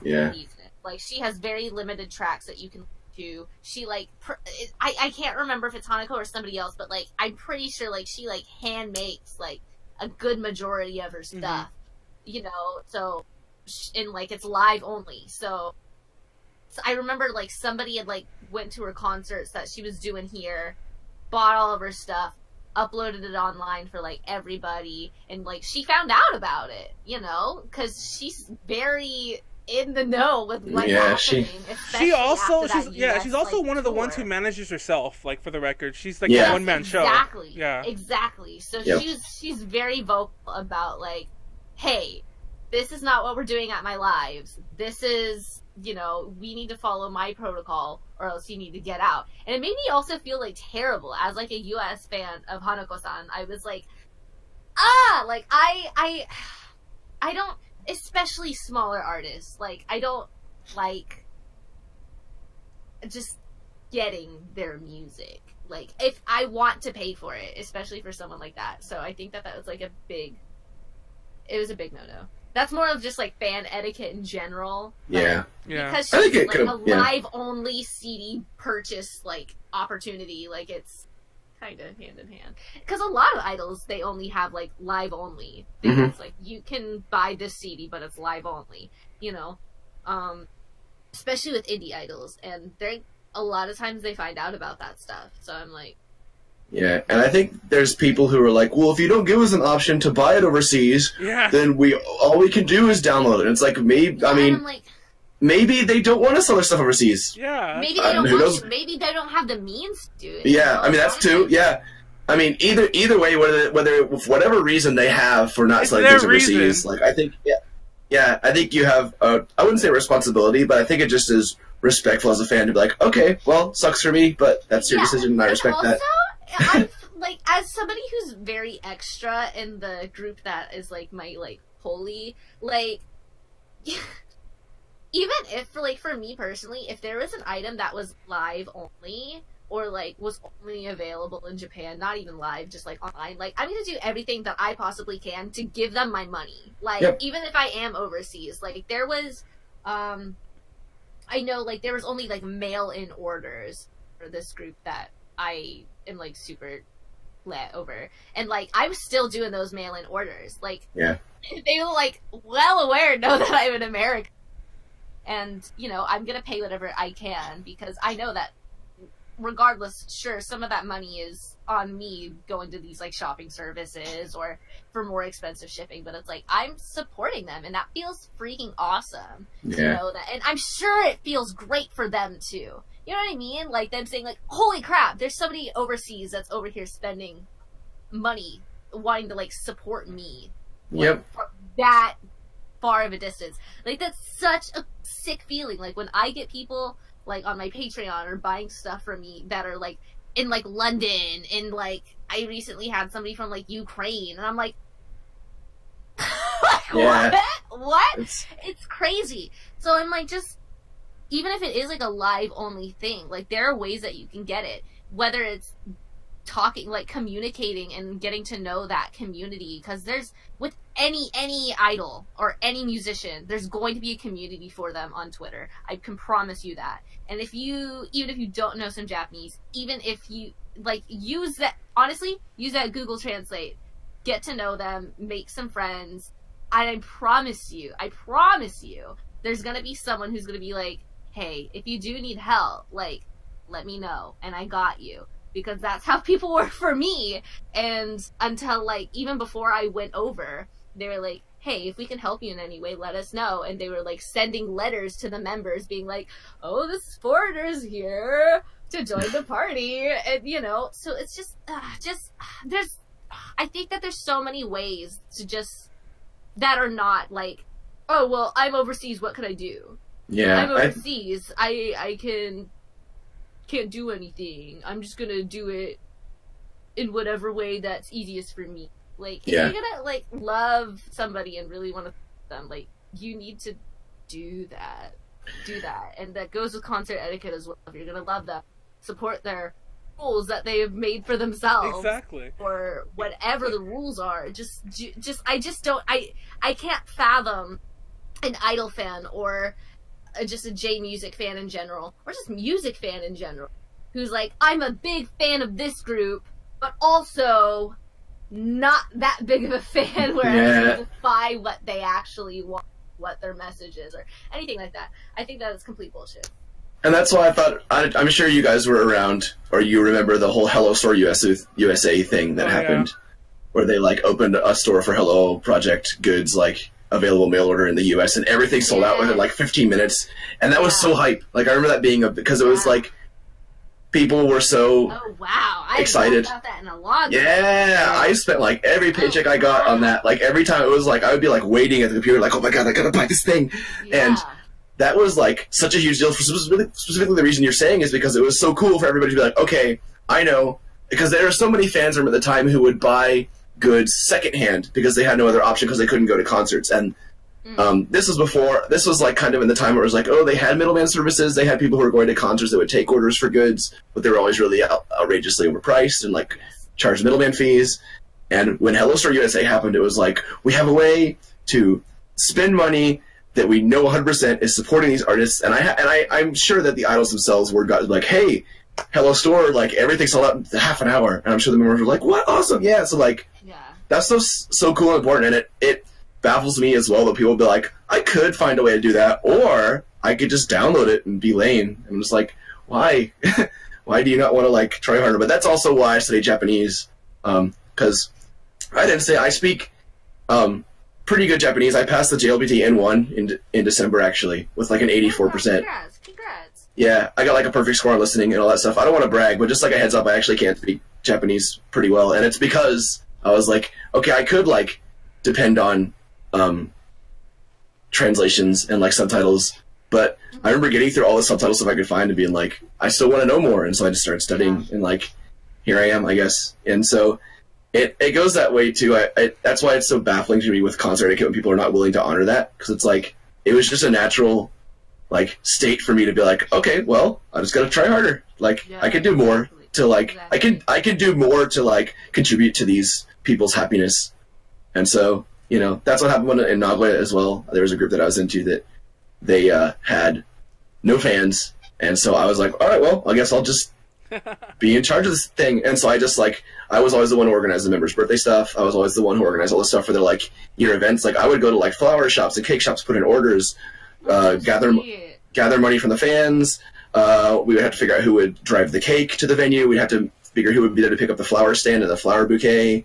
How many glow sticks to buy. I'd have to talk to venue management to get permission to get in early to decorate the venue, and I had to talk to, I mean, like, it was a huge, like, it was like a job basically, but I just did it because, you know, like, I wanted like the members to be happy basically. So it's like, as someone who like, that's my stance on things, it is really baffling when it's like, oh, no, I'm just going to take a picture even though I know I'm not supposed to, and the staff's mad at me. Yeah. Like, no member's going to watch, like, a fan of theirs being, like, berated by staff, and they continue to just take pictures. Who would be happy about that? But, oh well, I guess people are people. Yeah. But, yeah. Yep. My little my little closing thing, like I pretty much hit it all on the head. Like I said, I had a question, and I'd written a question in the outline, and it was like, should they stop? And the easiest, it's not should they stop, but should they allow, pictures, and video, like Japan in general. And first of all, that's a no. But second of all, like everything you guys have just said, it's like biggest thing to take away from this whole conversation is it's their rules. If you actually like them and want to support them, then just follow them. That's what the things that they laid forth there. Like, sure, you might not care that that you like spoiled the perfume set list a few years back. You might not care that you showed their stage setup this year or whatever the heck they didn't want it shown. But to them, there's probably like, oh, we wanted people to be surprised, so and they ruined it. Yeah, put into that. Yeah. So it's like, and that's part of their decision. Yeah, that's part of the decision for how they want to like present their product to their fans. I guess I don't want to say product, to present their art to like what they have created. This art they've created, and they have a specific way. Like, okay, we want everyone to get as close to this specific experience we have in mind. And obviously, if everyone knows the set list, if everyone knows what the stage looked like, if everyone so on and so forth, then that ruins their whole vision. And so, yeah, I think that's what you were trying to say anyway. But yeah, exactly. You put it a lot better than I did. But yeah, that's basically it. And I think we covered, even though it took us like almost 2 hours to do it, and we had several. I thought we had some good conversations. No, I thought it was nice. I figured it would take about 2 hours. No, I think we really did. Like, maybe we didn't need Animal Crossing to fill the time. But I'm glad we did that because I just wanted an excuse to talk more Animal Crossing because I'm just like so Animal Crossinged out. Nice. I'm actually. By the way, I learned today. I don't know how like. Oh look! I actually had my character open. I didn't want to open it because I was afraid that I was on a loading screen. But it's like, let's see. That's my stupid U-shaped town. To that little corner. Nice. To that little corner right there. That's where I'm putting Max because I don't want nobody there. And I'm putting Max's house where that little the little jutting part is. Your house is gonna be there. And all the villagers are gonna hate you. Because no one. When Max is close to the train station, she can just leave. I know she just leaves. Oh, by the way, you're close to Chief though, because that's Chief's house. Oh, that one house that's up there. Cinematic parallel. Yeah, that one house that's up there. That's Chief's house. I don't want his house there. Nice. But he put his house up there. But yeah. So I don't know. I will add one last thing. When you said a second ago, should they allow pictures at concerts? I would say phones, absolutely not. Yeah. But what we were talking about earlier on about how I do know Idol fans who have really, really nice camera equipment who know what they do. Who are comical. Yeah, it's comical show, I think is the word for it in Japanese. But it's just like amateur photographer. And these guys have studied photography. They are passionate what they do. We were talking, I've taken pictures of concerts, and it's annoying because you take 2,000 pictures and you get maybe 50 that are good. But these guys do it, and like especially in Sapporo, maybe not now, but when I was living in Sapporo in 2013, there was a really, really nice Kamiko scene there, and those guys were good at what they did, and they took awesome pictures, and it was such a good promotion for the groups, and the management was in on it, everyone was on the same page, that's awesome. But I feel like there's nobody at international concerts who's on that page. They're just like, oh, hey, put this on Instagram, and that's the end of it. And that's not what concerts are about. Like, the guys who are taking pictures at concerts with their, $1,500 camera body and $1,000 lens and, all this stuff are passionate about their art. Like, it's an art form for them. And so, I get that. I think that's really good. But I absolutely agree with you that, people just I'm going to snap a shot and get a video because get the memories. I think that's kind of silly. So that's pretty much my... To add on to that, too, a lot of those, they will literally just, send their photos to the management in general. Yep, there's a lot of... Post those and just be like, oh, it's cool, that's... it's so respectful how they do it, Yeah. It's not just I'm gonna sneak it, It's it really is a scene, as you were saying. And it's cool, and I think that a lot of indie groups and local groups really do benefit off of that. And I think that they do realize it more, but it's still just, if they don't, great. If they do, great, Yeah, it's their choice. I mean, every manager has their own way of promoting, but it's it's also I also know it's really cool because I personally have not, because the only groups I've gone to constantly taking pictures of are ones that you can just throw the picture on Twitter and tag them and that's good enough. But I have friends who have done DMs on Twitter to idols when they say, hey, if you take pictures of me today, send them to me and I'll use them. And it's always really, really, when I hear from a friend, they're like, dude, this idol, like, use this picture I took of her. And like, that's always really cool because it's such a nice connection between the fan and the idol. And so pictures could be really awesome if the etiquette is followed, if the etiquette is followed. The etiquette. Yeah. No, I've had idols use pictures that we've taken in the past before too. Yeah, oh yeah, because you do that obviously, of course. Yeah. I love how no example. I know Koto has not shared, but she's used. Oh, Koto's so awesome. Yeah. That we've taken like not recently, but she did it in the past before. And there've been other idols who all their names escape me now that I think of them. But some of them I'll post it on Twitter, and then they'll post it on their Instagrams, like that, or so on. But anyway, there's a lot of good awesomeness there. Cool. I guess we won't do concert horror stories. We'll save that for another time if we're ever all together. Oh yeah, we totally missed that. All right. Oops, whole lot of oops. But, I don't have concert horror stories anyways. No, I have several. I'm with a good crowd. I have autograph session horror stories, but that's a whole other. Oh God! Thing, okay, exactly. We'll do one. We should do one on autograph session because I definitely have. I have some stories. If you have me on again, I have so many great stories. Oh, believe me, And I'll admit, I'll say this right now. There was a point in my in my time with A to J, where I was trying to tread the line between fan and press, and I've long since stopped that. That's a tough line to. So I have some weird stories too about about doing both at the same time and the awkwardness that comes therein. And also some of these people I would meet them professionally, and not just an interview, but I mean we'll go to their offices and we'll meet them and it's like, oh haha, I'm the person who was at your handshake event the other day, and it's like, oop, not doing that again. So that's because I have friends who are like, hey, you should produce an idol group because I've been in idols for over a decade now, and I was doing stuff for this group in Nagoya, organizing the fan side of project and things. And they're like, if you're so involved, you should just produce your own idol group. And I'm just like, it would. I don't think I could draw that line. It wouldn't work. It would be cool. That'd be awesome, but nope. So that had to have been awkward. Yeah. There's a friend of mine who he used to be in a band over here, and he's actually. He's Japanese, but he's Japanese American. That's not that important, but I'm just pointing it out there because he's very, very Americanized.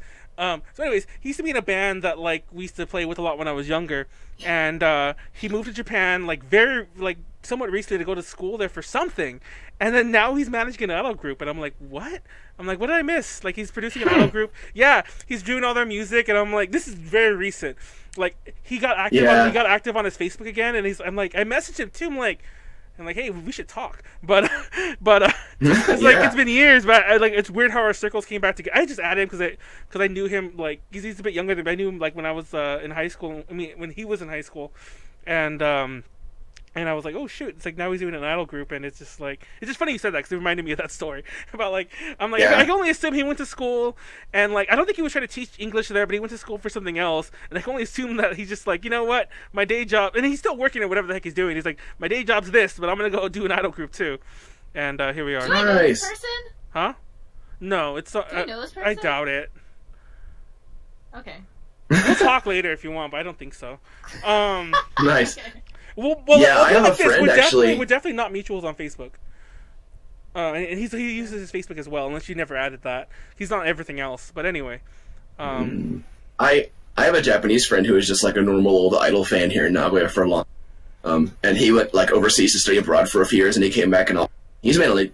I don't know if he's managing an idol group, but he's definitely involved staffing an idol group now. A pretty famous indie kind of underground idol group. So that's really really weird. Yeah, it's always odd when you have a friend who is just a normal fan, also oh yeah, now I'm on this side of. That's exactly it. Okay, who's going first? Okay, I'll just say mine real fast. Mine's even crazier because this guy, as far as I know, maybe it's the Marty Friedman story, in Soda Reverse. Because as far as I knew, he wasn't an idol fan. It's just It's like he was into like doing metal stuff, and then suddenly he's like he was in Japan for a few years, and now he started an idol. Yeah, that happens quite a bit actually. And he's like he's on the whole side. He manages and produces. But go ahead and tell Max.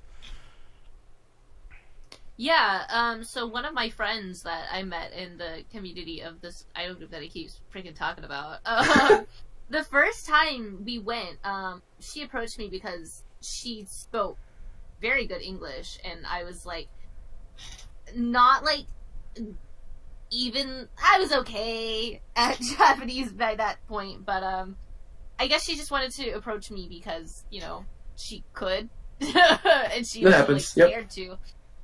So we became friends, you know, past like couple of years, you know, we've kept in touch and stuff, but the second time I went to go see them, she was literally like walking around with a clipboard, like doing work, and I was like, hi, like, what is this here? And she kept like introducing me to like staff members with this group and stuff, and I'm like, it's weird. What are you, what's happening? Yeah.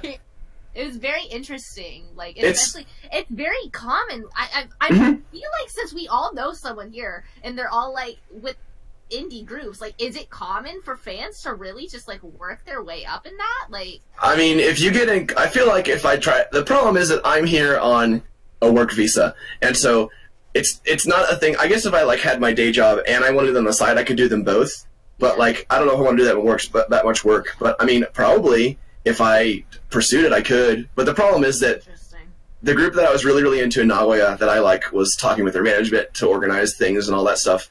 Those guys who are in that group are a bunch of assholes, so I don't really want to get involved with them, plain and simple. But I could if I wanted to, probably if I pursued it. But I don't really want to. But it's always this guy who he just randomly lined me one day, and he was like, "Hey Zach, can you translate this to English for me?" And it was like an announcement for a single of this idol group that I'm familiar with, and I was like, "Yeah, what?"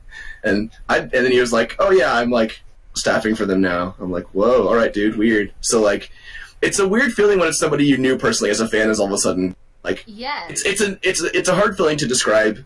I think of like knowing someone just a normal old idol fan, and all of a sudden it's like now they're like a professional like idol like staff like management. Somewhere in yeah, it's very weird. Very interesting. But it's not uncommon, I don't think. If anybody who wanted it, I think if they weren't, how do I want to say, a lot of getting hired, because I'm job hunting in Japan now, is a lot of getting a job in Japan is being able to present yourself as like amicable and well kept and responsible and like serious and able to do things in like a serious way. I guess my English isn't coming out of my brain right now, but no, I like get it. Yeah. So I feel like it's totally doable. Yeah, if you really wanted to. I don't want to, but I know people who have. So it's weird. It's weird, especially being someone who's been into music and stuff for so long, where it's like this band, they're cool, but you don't really think of like, I want to be staff for that. But for some reason, idols all becomes, it's like, oh man, it would be weird to be staff for an idol. Like suddenly that becomes an idea, and then all of a sudden you know someone that's happened to, and it just is weird. Yeah. Yes. Very. Yep. Like I was just like shocked, like when that was like with my friend, but now I'm like hearing like both of you are like, yeah, this also happened to my friend. Yeah. There's another guy I know in Sapporo who was one of those Kameko people back in the day, and now he's on staff for If you, I don't know if you guys know the group Fruity or not. They're like the biggest local group in Sapporo. I was really into them. And Fruity. The guy who's their main cameraman now was just a normal old fan taking pictures for like a long time, and they just hired him because he was really good at what he did, and they were just like, we need someone to take pictures, and you're a pro, so we'll just put you on staff. He was like, okay. So it happens. Yep. Yeah. But sweet. So more off-topic conversation, but nice talk. I mean, I like that. Yeah. Fun. On that note, actually, though, I think we should wrap up. But we actually hit 3 hours. That's actually a great show. Oh, good. So let me actually pull my notes back up. I don't know. I'm actually surprised we were so on topic, because after I read this is actually very relatively on topic. No, it is. Wow. Like, we haven't been on some of them. Some of them, it's just like we go off on. At least we were still talking about Japanese bands or music, because there are times when we go off topic and we're just like, yeah, like Max knows what I'm talking about. Going to Konbini stores. Yeah.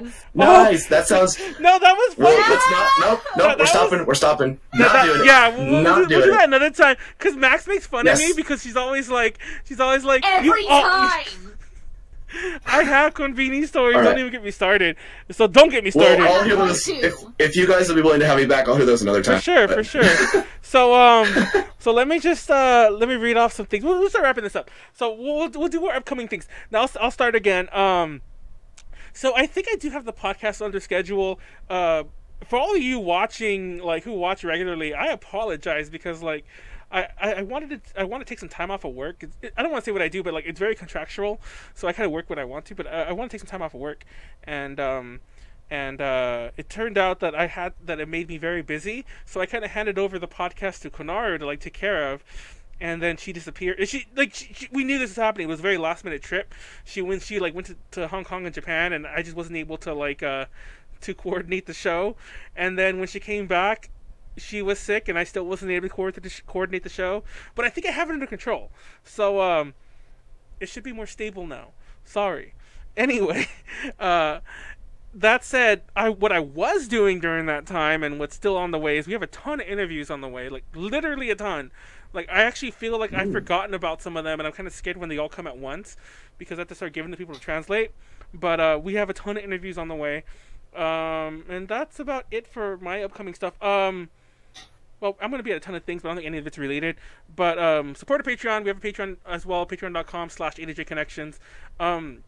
There are a couple exclusive interviews there because they never got approved, so they're just sitting there. We went to the trouble of translating them, so I just left them there.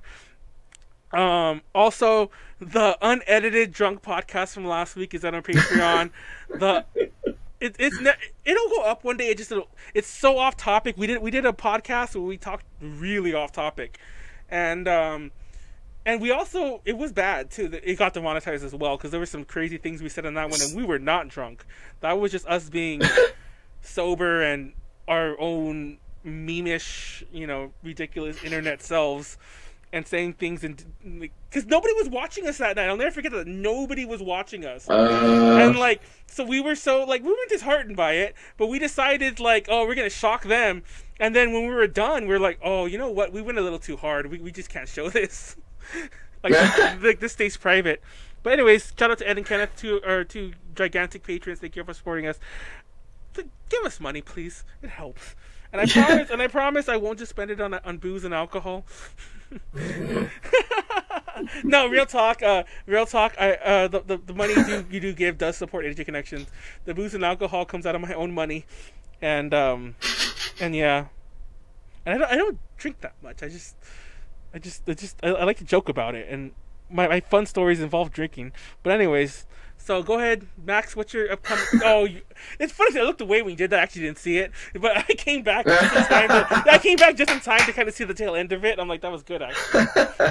What's coming up with you, Max? I mean, I'm just all I can honestly do right now is just update on my Patreon as well.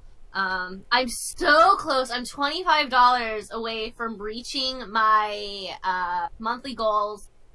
So if you want to follow me there, it'd be really sick. I am uploading all of my demo track, and every single little thing that I'm doing that I literally can't announce right now, I am posting on there. There's so much happening. It's actually unreal. 2019 is the sickest year for me so far, as far as melancholia wise. So if you guys would if you want to support me there, even just check out the Patreon, that would mean the absolute to me, just so I can continue and make this EP and everything else that I am doing this year the absolute best I possibly can make it for me and everyone that has come involved in my project and exploration. So that'd be great. That's all I could update on, really. That's great. No, also, thanks for reminding me. I actually forgot to mention it too.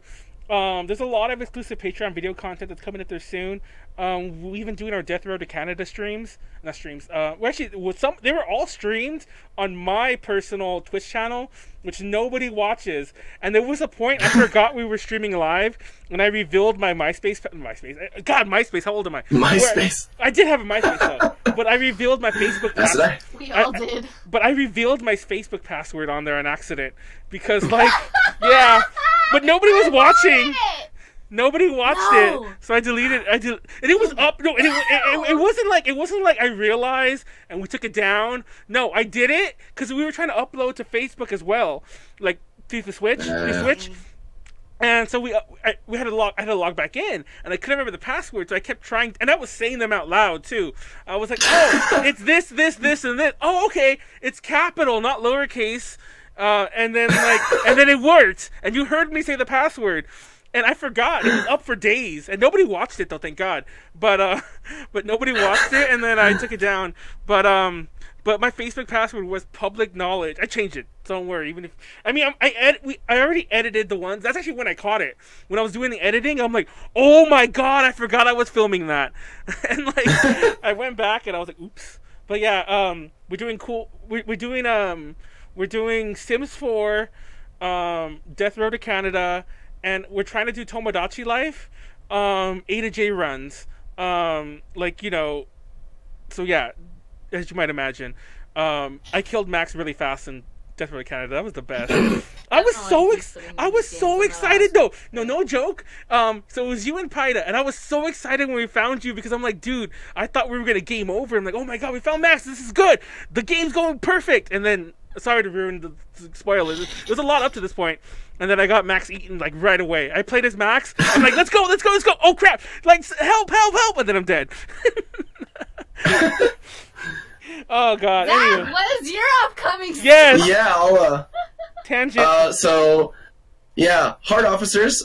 We do game thrifting, retro technology, even some more recent stuff thrifting in Japan. So if you're like into games or technology, or if you just want to see like what it's like to shop and like check out old thrift stores and stuff in Japan, we're working on that. We're gonna do some more content soon, I think. I'm working on a video about roguelikes. And like the mystery dungeon style ones that are like, you know, where the dungeon's randomly generated and enemies move when you move.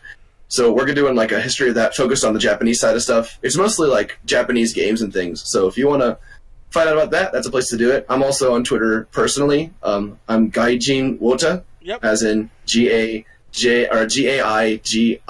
Gaijin, and then Wota with a W, W-O-T-A. If anybody wants to follow me there, I'm always welcome for making new friends. Below too as well. I love Sweet, you. awesome. I mentioned that too. Like your thing. It's like you could turn into like almost like a Japanese version of the Game Chasers. I don't know if you watch that show, or like Flea Market. Yeah, the guys who do the like what was it, the Diggers, whatever it is on History Channel now. I think they're on. There's like that kind of thing, but for games. Yeah, those guys are funny and cool. I like them. Their editing is really involved, so we're trying to keep ours a little bit less intense, because, I mean, obviously me and the other guy both have jobs, but, yeah, we're trying to do kind of, I think what we're going for is more like an LGR Thrifts, if you know Lazy Game Reviews. Yes, I was going to mention him, too, because he also does similar things where he goes to like a Goodwill, and he'll go through their bins and grab his old PC games, and it's great. That's kind of where we got our concept from, actually, so we're like, oh, thrifts are fun, and we could do that in Japan, and so we're trying to do something that we think you don't see too often on YouTube. There's a lot of people that talk about Japanese games, but you don't see a lot of people being like, oh, here's a Japanese store, and like Akihabara that has these stores and these are cool. We've done episodes for Shimokitazawa, Akihabara, and Shinjuku, and then soon we have Ueno and Ikebukuro and Nakano on the way. So we actually did Nakano Broadway, if you want to check out that really sweet old mall that doesn't make sense. It's funny because Hard Off refers to hardware, and like the book off reference. Just getting it out there. I know what it is, but whenever you hear that like in an English concept, I'm already messing it up on like Freudian slip right there. When you hear it in an English conceptual way, it just sounds so like lewd. Oh, it sounds so silly. Like, that's why I chose that name. Because we're like hard officers. Because we're dumb like that, but. It's a very like I don't want to say boring store, but it's not that kind of store. But if I called the store Hard Off in the U.S., it would. Oh god, it would be something entirely different. Yeah. Like it better be one of those stores. Yeah. But anyways, Hard Off is a surprisingly cool store. Definitely, check us out. We're on YouTube, trying to get more subscribers. Nice. Bam. Yeah, but like, comment, subscribe. Don't subscribe to PewDiePie. Subscribe to Hard Officers. Do that. Screw that guy. Follow us. We're way cooler. Well, I'll tweet at him later. Like, screw you, PewDiePie. PewDiePie. Who the fuck's PewDiePie? PewDiePie. Okay. Anyways, I'm done. I'm That's a done. good note to That's a end good on. note to end on. That's a good note to end on. Next episode will be Tuesday. I think we're gonna have Ren on again, but then again, this was a drunk agreement we had, so I don't know. But Konaru will definitely be back, so we'll see. And from there on, we'll find out. But we keep an eye on social media for all of our updates. But we're definitely back on schedule. And I also learned with Ren that even if it's just me and one other person who's not Konaru, it still works. So yeah, we're still gonna do that. So anyways, thank you all for tuning in. Sorry it was 3 hours long. Sorry we had a lot, we talked a lot, but it was fun. And everyone, be sure to punch Max in the face, and then when she gets her sense of security back, just follow her to an alley and stab her. And somewhere out there, someone's gonna leave me hate mail because I said that. But rewind, and she told me to do it. She didn't tell me to do it, but she told you to do it. I'm innocent. Don't come sue me, or don't come out. I'm gonna shut up now. Anyways, bye. I'm just digging this hole deeper. This hole. Bye. I want the B one. I want the B one. Okay. He doesn't have a hand that I can. Oh, he doesn't. Just shake his B booty. I know, Shake his exactly. B booty. Shake his B butt. Okay. There you go. Yeah. Okay. Woo! Bye. Bye. Wait. Hold on. Okay. Bye. Now it's really bye. Bye.